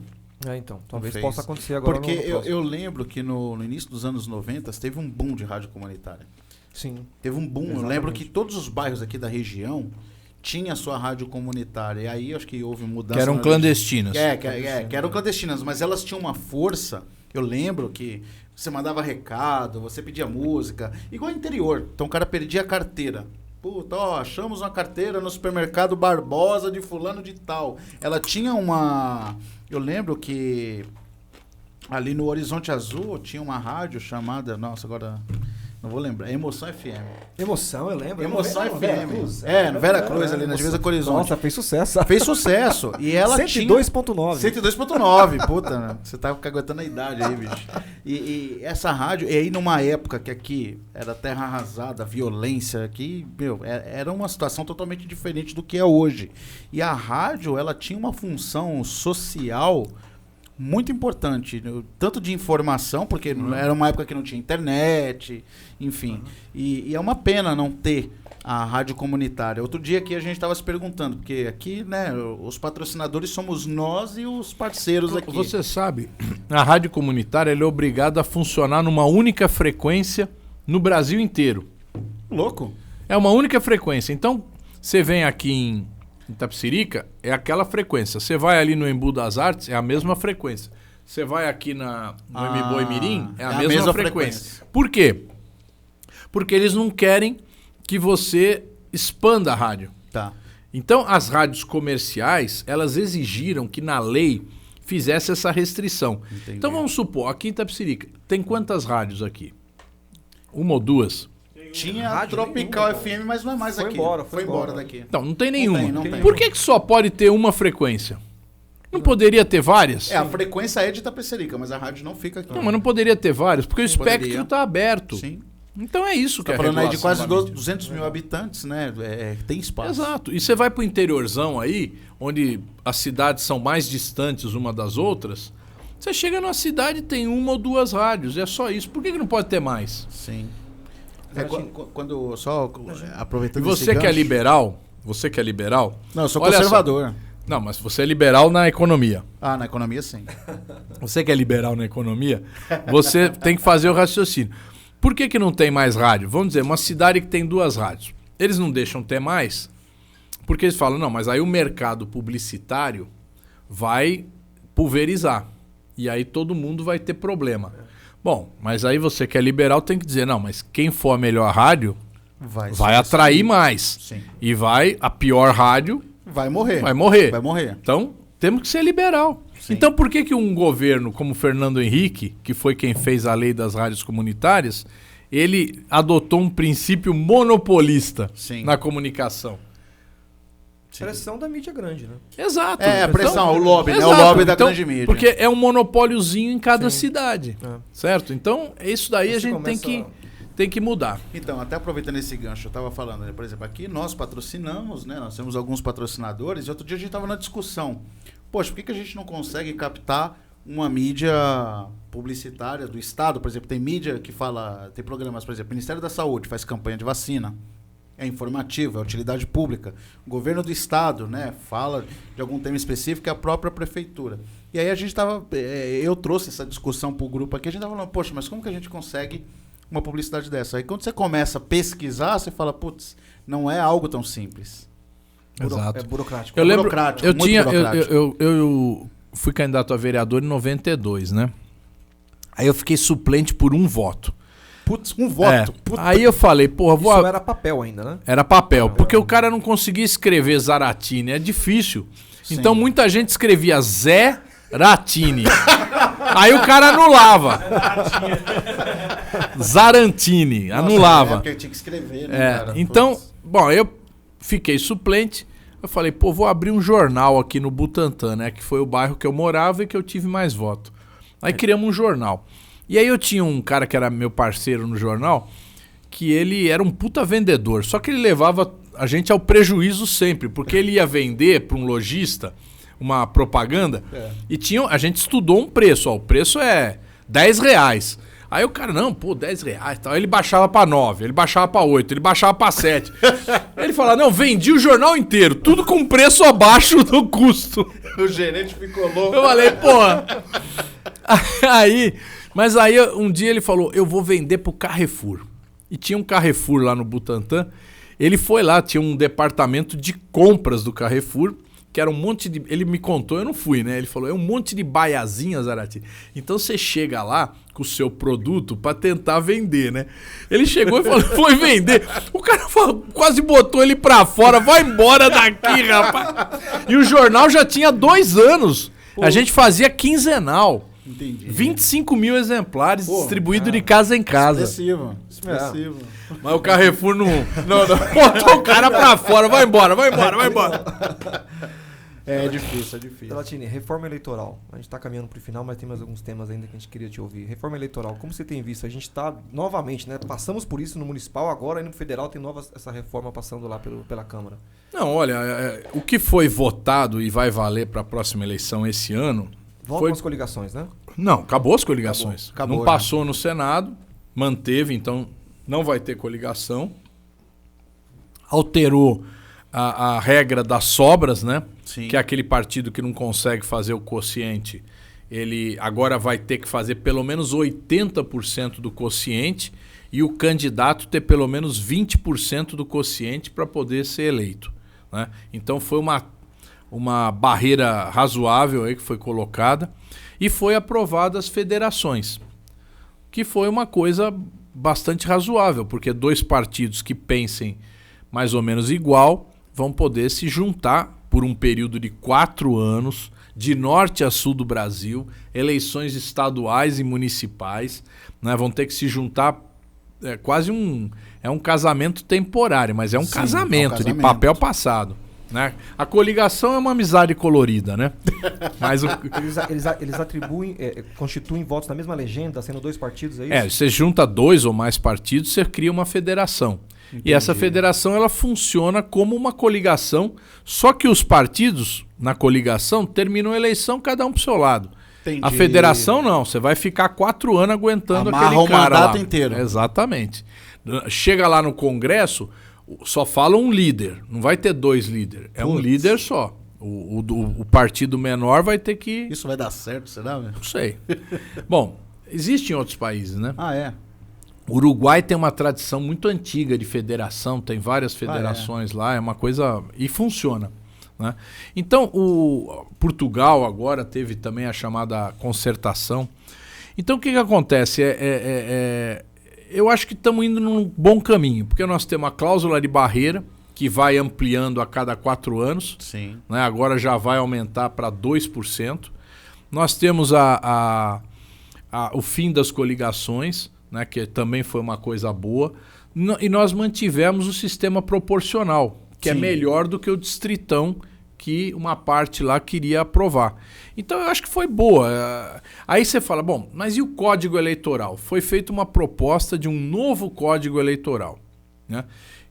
Que não alterava a forma da eleição, alterava regras. Sim. Mas aí o Arthur Lira delirou, né? Delirou. Aí ele foi pro delírio. Ele queria aprovar uma lei de 932 artigos. Ô, louco. Porra. Bom, aparecendo nos livros de medicina. Eu falei assim, o Arthur, isso aqui é uma loucura, rapaz. A gente nem lê direito, a gente pode estar aprovando um monte de bobagem. Por exemplo, teve um deputado que chegou para mim e falou, pô, Zaratini, temos que aprovar o código, porque com isso os vereadores vão poder mudar de partido agora nessa eleição. Eu falei, como é? Não, tá tudo acertado. Eu falei, porra, isso aí tá... Aí peguei a assessoria nossa e falei, vai atrás desse negócio aí, porque tem gato na tuba. Aí, pá, achamos lá o artigo, nos 900 e tantos, que permitia que o vereador, agora nessa eleição de deputado, mudasse de partido. Aí, pá, derrubamos no plenário, né? Porque, então, deve ter outras coisas assim do gênero, né? Que a gente não achou. Aí votou na Câmara, o Arthur é um tratorzão, chegou no Senado, os caras falaram, o quê? Nós vamos discutir um projeto de 900 artigos em uma semana? Nem a pau. Enterra essa porra aí. Aí os caras tiraram. Entendeu? Não passou. Não passa. Porque é uma loucura. Eu falei, Arthur, vamos pegar as coisas que a gente quer mudar mais importante e vamos mudar as mais importantes. Sim. Deixa o resto. Não, nós temos... Tá bom, faz. Mas não passa. Não Meu, olha, a turma mete o pau no Congresso, mas o Congresso é muito razoável nas coisas, viu? Tem momentos de fortes emoções, né? Que a gente chama. É momento em que o Congresso está muito pressionado pelos meios de comunicação, aí geralmente ele erra. Mas se você deixar o Congresso funcionar, você fala, tem esse artigo, essa lei da improbidade, sim, tem um promotor aí que ele vive me acusando assim, fala, mas foi votada a toque de caixa, durou 8 minutos a votação. Bom, 8 minutos é o tempo que os deputados demoram para votar. Não é que o debate durou 8 minutos. Entendi. O cara vem com esse tipo de coisa, sabe? Votou na calada da noite. Bom, as sessões na Câmara são à noite, o que você quer que faça? É à noite. Então, o que quer dizer a calada da noite? Parece que você tá ali, né? Roubando uma casa de madrugada. 2 horas da manhã votando, né? Não, pô. A votação começa às 6 horas da tarde e vai até 1 hora. Tem umas que vão até as 2. Vira madrugada, né? Então, faz parte do sistema. Não tá nada escondido. Então, eu acho assim, o Congresso Nacional... Lógico, vota coisas que eu sou contra, sim, mas eu quero dizer para vocês o seguinte, ele analisa as coisas, ele debate as coisas, certo? As coisas não estão ali por acaso, são coisas que foram discutidas e tem um motivo. Eu, por exemplo, agora nós somos minoria, então, no meu modo de ver, está provando muita coisa errada do ponto de vista da concepção. Sim. Mas quem está votando a favor sabe o que está sendo feito ali. Sim. Né? Não é uma votação... Não é de qualquer jeito, entendi, não. Não é uma bagunça, não. Entendi, não, isso é bacana até para quem nos assiste entender, né? Porque eu falo que assim, a Dona Maria e o seu Zé falam, é tudo, ali é uma bagunça, ali é tudo igual, né? Porque as pessoas que não são politizadas, elas têm uma visão muito distorcida, né, do sistema. E a Globo ajuda, né, ajuda a avacalhar, né, essa imagem, verdade, né? é Eles verdade. trabalham para avacalhar. É né? verdade, é verdade. Exatamente. Zaratini, 2022 vem pro Senado? Não, Vai insistir pô, ainda? não. Eu vou... Você tá no quarto, né? Eu tô no 4º mandato, eu vou tentar mais um mandatozinho aí de deputado. Né? Essa eleição é uma eleição que só tem um candidato ao Senado. Né? Então você vê, numa composição de chapa majoritária, você tem o governador, Sim. o vice-governador e o senador. Então esses 3 cargos eles têm que se compor. Nós do PT provavelmente vamos lançar o Fernando Haddad, né? É o nome mais forte hoje no PT. E logicamente vamos tentar uma composição com outros partidos. Então a gente tem que ter essas vagas de vice e de senado para fazer essa composição, né? Entendi. Se bem que eu tenho uma opinião muito isolada no PT, só eu tô falando isso, mas eu acho que o Senado virou um lugar de celebridades. Ah, é? Pô, olha, Romário, Cajuru, Leila do vôlei, né? A nossa senadora aqui, como é o nome dela? São Paulo? De São Paulo. Mara Gabrilli, deficiente. Mara Gabrilli. Né? Então são personalidades. Dá pra fazer um episódio do Big Brother. Já. Celebridades, são celebridades. Figura pública. Né? Então eu acho que a tendência do povo é votar em nomes assim. Então eu acho que o PT deveria escolher um nome fora da bolha. Um nome petista, mas que não fosse da política tradicional. Eu acho que a gente deveria achar um nome que falasse, que dialogasse além do partido, além do eleitorado do partido. Sim, sim. Eu só tenho mais uma questão, que na verdade eu deixei passar do ponto anterior, que era a reforma eleitoral com a questão das federações. Isso não isola, pensando no fundo partidário, né? Isso não isola os partidos pequenos. Você junta lá 2 siglas grandes que fazem a federação, são 2 no máximo, né? São 2 que se juntam lá, pelo que você sugeriu. Não, são quantas você quiser. Legal. Pensei que eram 2 que isolavam o restante. Não. E a tendência não é ser 2 grandes, é ser uma grande e uma pequena. Né? Na verdade, aquela pequena que já prevê que não vai conseguir ultrapassar a cláusula de barreira, ela vai tentar se juntar com um grande para continuar existindo. Né? Então, em nenhum momento vai surgir 2 grandes. Né? Quem era contra a federação falava, não, nós precisamos acabar com esses pequenos. A federação é um jeito dos pequenos sobreviverem, mas colados num grande. Entendi. E buscar a Por exemplo, o PSDB vai tentar fazer uma federação com o Cidadania, antigo PPS, né, com o Solidariedade, né, são os partidos que estão mais próximos dele. Nós do PT provavelmente vamos ter uma federação com o PCdoB, que está muito reduzido. O PV provavelmente vai buscar uma federação com alguém, porque está muito pequeno. Sim. A Rede, né, que só tem uma deputada, vai ter que buscar uma federação também. E essa é uma decisão do partido. Dos 2, né? O casamento tem que casamento, né? Tem que se conhecer e ver se dá... Mas a justiça eleitoral, ninguém pilota isso. É totalmente do partido. Não, tem que ter a convenção dos 2 partidos, firmar a federação. É como se fosse a coligação, só que num formato um pouco diferente. Um formato mais sólido, vamos dizer assim. Sim. Bom, não, muito isso. bom, muito bom. Opa! Ô, deputado, eu gostaria de saber do senhor, por exemplo, a exemplo do que aconteceu com o deputado Daniel Silveira, independentemente do que ele falou, e hoje nós sabemos que os deputados eles têm imunidade parlamentar e podem proferir as palavras que acharem convenientes. O senhor não acha que o que aconteceu com ele pode abrir um precedente para acontecer com outros deputados, independente se é de esquerda, de direita, de centro? Eu acho que sim. Só para contextualizar, ele foi preso, né, a mandado do Alexandre de Moraes, né, do ministro Alexandre de Moraes, por se manifestar na internet, dando suas opiniões. Sim. Veja bem, ele fez uma série de afirmações que propunham encerrar o Estado democrático. Certo. Então você pode falar, não, esse cara está atentando contra o Estado Democrático. Ele não está dando uma opinião política simplesmente. O governo é bom, o governo é ruim, Bolsonaro é filha da puta, é isso, é aquilo, o Lula é um filho da puta. Não, ele não está fazendo uma discussão política. Sim.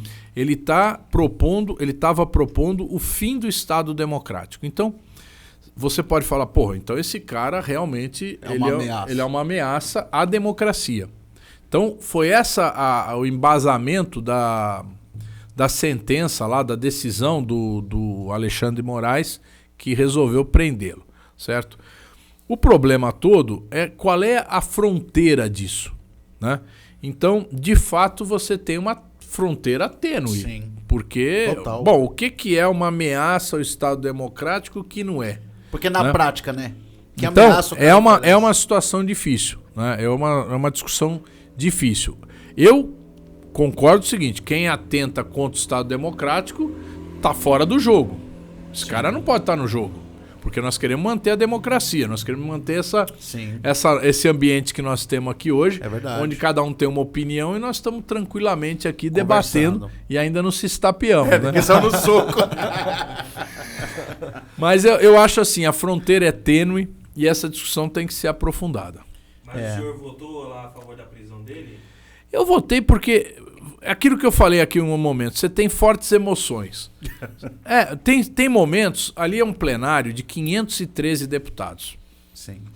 Esses 513 deputados têm momentos que se deslocam todos para um lado, ou uma maioria muito grande para um lado. Né? A partir de um momento que se cria uma emoção. Um calor do momento. Um calor do momento. Qual é o problema do Daniel Silveira? Além dele fazer essa afirmação crítica ao Estado Democrático, ele agredia todos os deputados. Entendi. Certo? Ele nunca foi um cara de ter a mínima de convivência política com ninguém. Ele é um cara terrível, entendeu? Então Então todo mundo falou, esse cara realmente é que nem o Boca Aberta agora. Vocês sabem quem é o Boca Aberta? Do Paraná, né? O Boca Aberta Boca Aberta é foda. Foi cassado pela Justiça Eleitoral e tinha que ser referendado tem que ser referendado pela Câmara. Passa na Comissão de Ética e agora vai votar no plenário. Na Comissão de Ética ele tomou um ralo, certo? Todo mundo votou contra ele. É mesmo?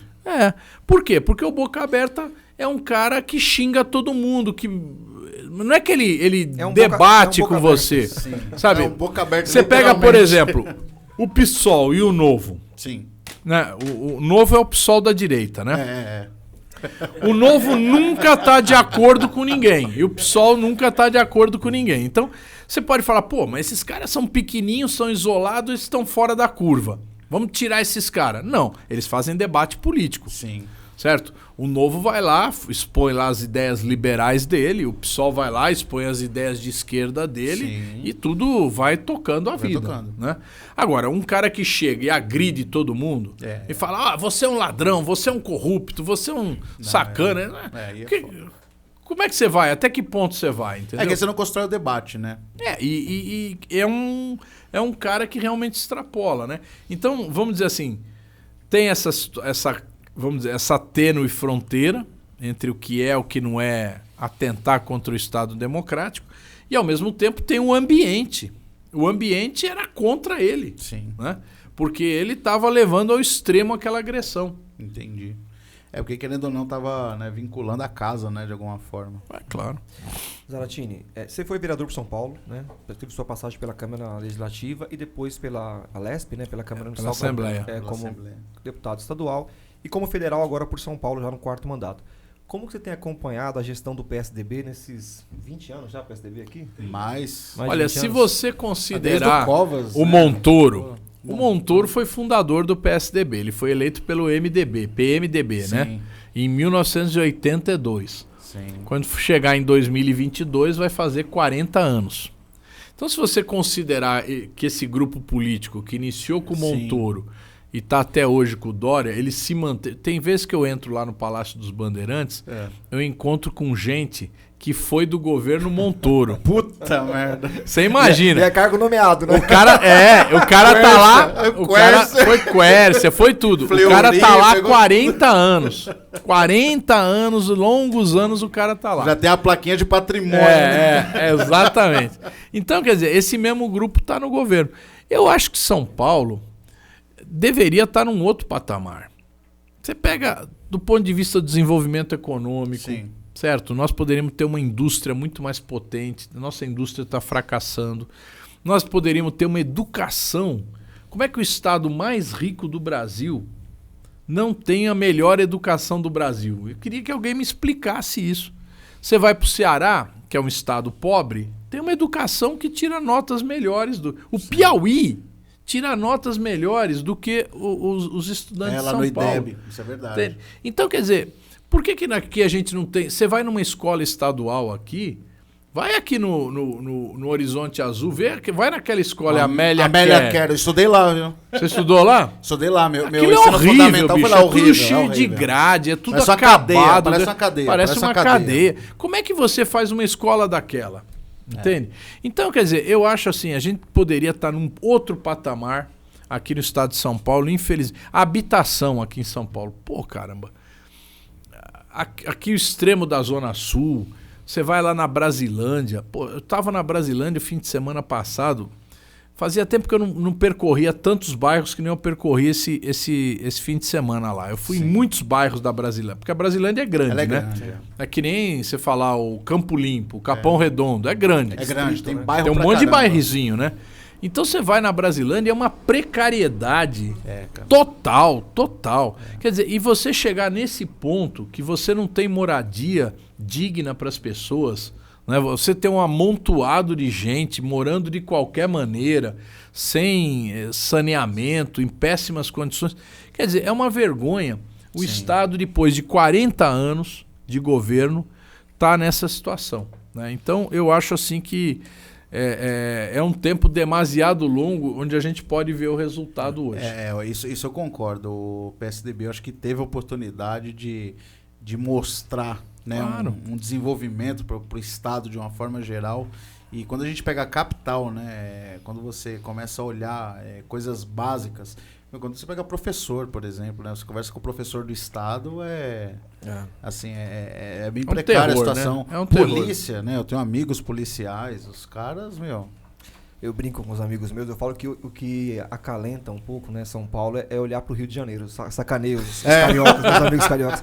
Olhar pro Rio e saber que você fala, puta, né? Pelo menos aqui não tá sendo preso, né, cara? Lá estão prendendo o governador a todo direito. Não, o Rio de Janeiro Não, é Rio um de Janeiro ponto tá fora da foda, curva, né, meu? Impressionante como degradou ali. É triste, porque é um lugar bonito, é um lugar de uma beleza, né? Só de você pensar que foi Não, a capital do país. Eu vou falar pra vocês, uma vez eu fui pro Rio e tava no auge do governo Sérgio Cabral, né? Sim. E o Sérgio Cabral, o Eduardo Paes era o prefeito, e os caras fizeram uma dobradinha, o governo federal apoiando. Sim. Pô, o Rio, puta, teve um boom. um boom assim, uma coisa, começou aquilo ali, fizeram aquela museu do Museu da Manhã. do amanhã, só coisa bonita, né? Aquele túnel, acabaram com aquele elevado, pô, então tava o Rio. Aí depois sai todas aquelas denúncias, você fala, pô, mas esse cara é um maluco, porra. O cara tava fazendo uma coisa tão bacana, porra, ele precisava exagerar desse jeito, roubar tanto, em tudo ele queria tirar dinheiro, pô, quer dizer, uma piração, né, A última cara? vez que eu li, tem mais de 300 anos de prisão já. A última É uma vez que eu piração. li, já Eu tava vendo aqui, tinha um cara no Tribunal de Contas do Estado, Robson Marinho, você já ouviu falar desse cara? Não, nunca ouvi falar. É um cara antigo, foi deputado lá 1000 anos atrás, tal, virou conselheiro do Tribunal de Contas do Estado. Aí ele foi afastado. Porra, ele pegava dinheiro, tal, né, fazia aquelas sacanagens e tal, e comprou uma ilha. Ele queria ter uma ilha. Mas não contente em ter uma ilha, ele comprou a segunda ilha. Agora eu pergunto pra você, pra que catso o cara quer ter 2 ilhas? Ele só pode ir em uma, porra. Ele não dá pra ele estar nas duas, ele só vai em uma. Ele comprou uma pra amante, pô. Pode ser. Não Tá fode, explicado. cara. Então, sabe, eu acho assim, o cara... Você fala, pô, o cara roubou porque ele queria comprar um carro, ele queria comprar uma casa melhor. Tá bom, né? Vai, vamos dizer assim. Agora, pô, o cara quer ficar o quê? Um polvo, né? O cara é doido. Então, o Sérgio Cabral, ao mesmo tempo que articulou aquelas obras junto com o Eduardo Paes e tal, e foi uma coisa boa pro Rio, aquilo desmoralizou tudo que ele fez. Quer dizer, tudo aquilo que ele fez, você fala, porra, puta sacanagem, meu, só tinha roubo. Ele tá fudido. Então, ele tá fudido. uma coisa bonita virou uma merda. Sim, É, sim. não Ele, descarte o garotinho também lá, né? Pezão, É. tá todo mundo. Todo mundo, né, cara? Não, mas Até o Witzel, garotinho não conseguiu fazer nada de bacana, entendeu? Nada, não. O garotinho, pelo amor de Deus, entendeu? Você teve ali no Rio 2 momentos que eu acho importantes, pelo que eu conheço do Rio, Sim. né?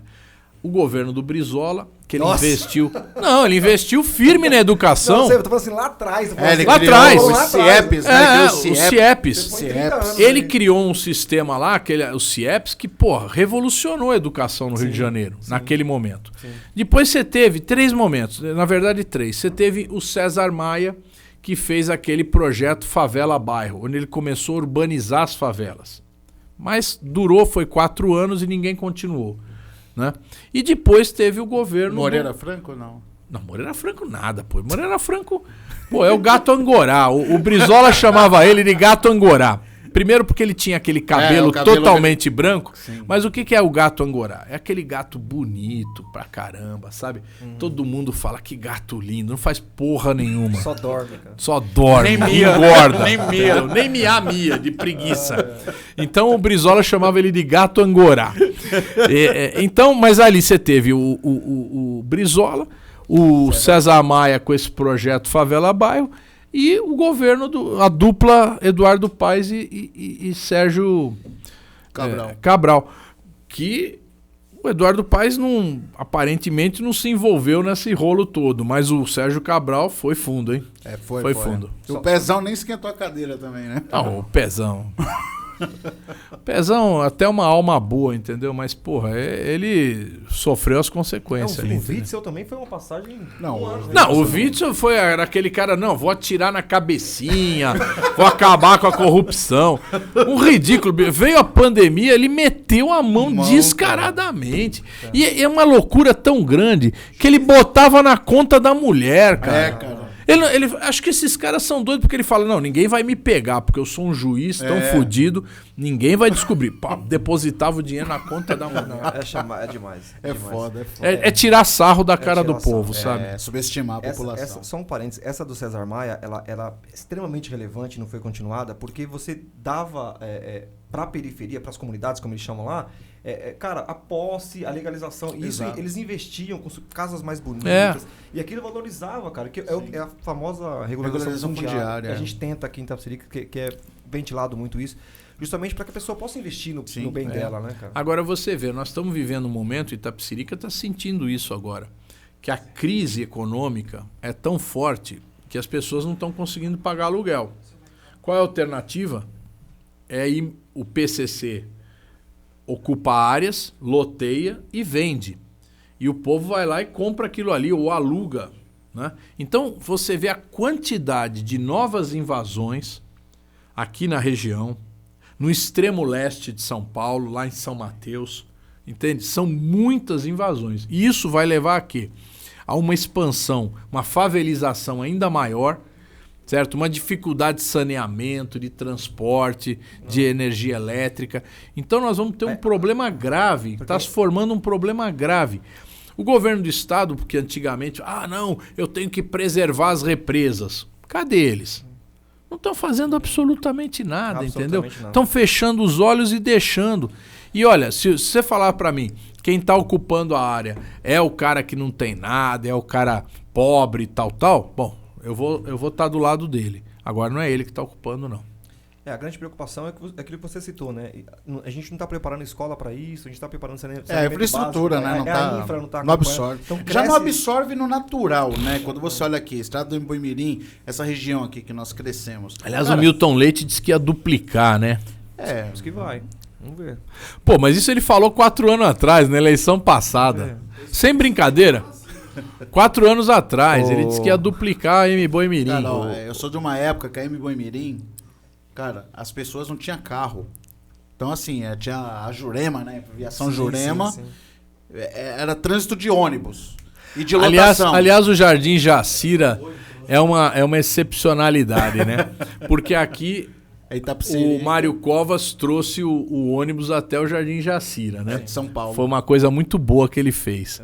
Você sabe, quando eu era secretário de transporte, chegou um pessoal lá de Osasco, na divisa com São Paulo, um bairro chamado Santa Maria. Falou, pô, Zaratini, nós estamos... Eu tinha já ajudado, quando eu era deputado estadual, eu tinha lutado com eles para colocar esgoto no bairro, né? Tínhamos conseguido colocar esgoto em todas as ruas. Só tinha água, não tinha esgoto. Isso é fantástico também, né? A Sabesp colocava água e não colocava o esgoto. Podia fazer o mesmo buraco, né? Aí eles foram lá, pô, Zaratini, você tá aí na Secretaria de Transporte, não dá pro... O ônibus parava assim a 400 metros do bairro, né?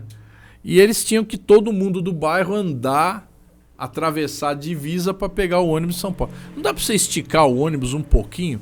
Aí eu lembrei do Mário Covas no Jardim Jacira. Eu falei, pô, se o Mário Covas fez, por que eu não vou fazer? Aí botei o ônibus lá. Cheguei para a empresa de ônibus e falei, ó, vamos lá no Santa Maria, eu quero que você atenda o Santa Maria. O cara da empresa falou, você mandou? Tá mandado, vou fazer. Começou a entrar os ônibus lá. O prefeito de Osasco mandou prender os ônibus. Puta! foi lá com a guarda municipal, prendeu os ônibus. Eu liguei, era aquele, pô, como é que é o nome dele, cara? Ele já morreu. Não era o Guaçu Piteri, não? Ah, caramba. Aí eu liguei pra ele e falei, pô, prefeito, só vai tirar o ônibus? Eu tô atendendo o povo, você vai fazer um negócio desse, tal, você vai perder ponto aí com o povo. Aí o cara raciocinou um pouco, liberou os ônibus, tá até hoje os ônibus entrando lá no Santa Maria, entende? E o pessoal lembra, isso aí eu fiz em 2001. Caramba, o Jacira, o Jorge foi o Lacir que falou sobre essa questão dos ônibus também. Porque tem, assim, cara, ninguém nem se atreve a mexer nessa questão do ônibus. Claro, pô. E é uma coisa incoerente, quer dizer, você tem que... A cidade de São Paulo, na verdade, ela é muito maior, porque você tem a grande São Paulo. Sim. Então você tinha que ter um sistema de transporte único. Por que o cara que tem que pagar esse ônibus intermunicipal muito mais caro do que o ônibus de São Paulo? Não, e pior que não atende, né? Hoje, né, se você parar e falar assim, pô, vai trocar hoje a aviação Miracatiba, né, que atende o município inteiro. Se falar assim, vai virar chave hoje, a população, acho que, toca fogo, não consegue, fecha, não consegue, cara. Não dá vazão. Não dá vazão, não atende. Não atende. Então é isso. Zaratini, vou fazer minha última. Tá bom. Prometo minha última. Olha, ele falou que foi em Jundiaí, foi 2 horas. Aqui nós estamos eu prometo que é a última. Essa lei de improbidade administrativa, supondo uma hipótese que ela tivesse valendo já há muito tempo, a Dilma tinha sofrido impeachment? Se o projeto nosso já tivesse vigente no passado. Ela tinha sofrido? Assim, de verdade. Teria, porque na verdade ela não foi condenada pela lei de improbidade. Ela foi condenada pela chamada pedalada fiscal, que é o crime de responsabilidade.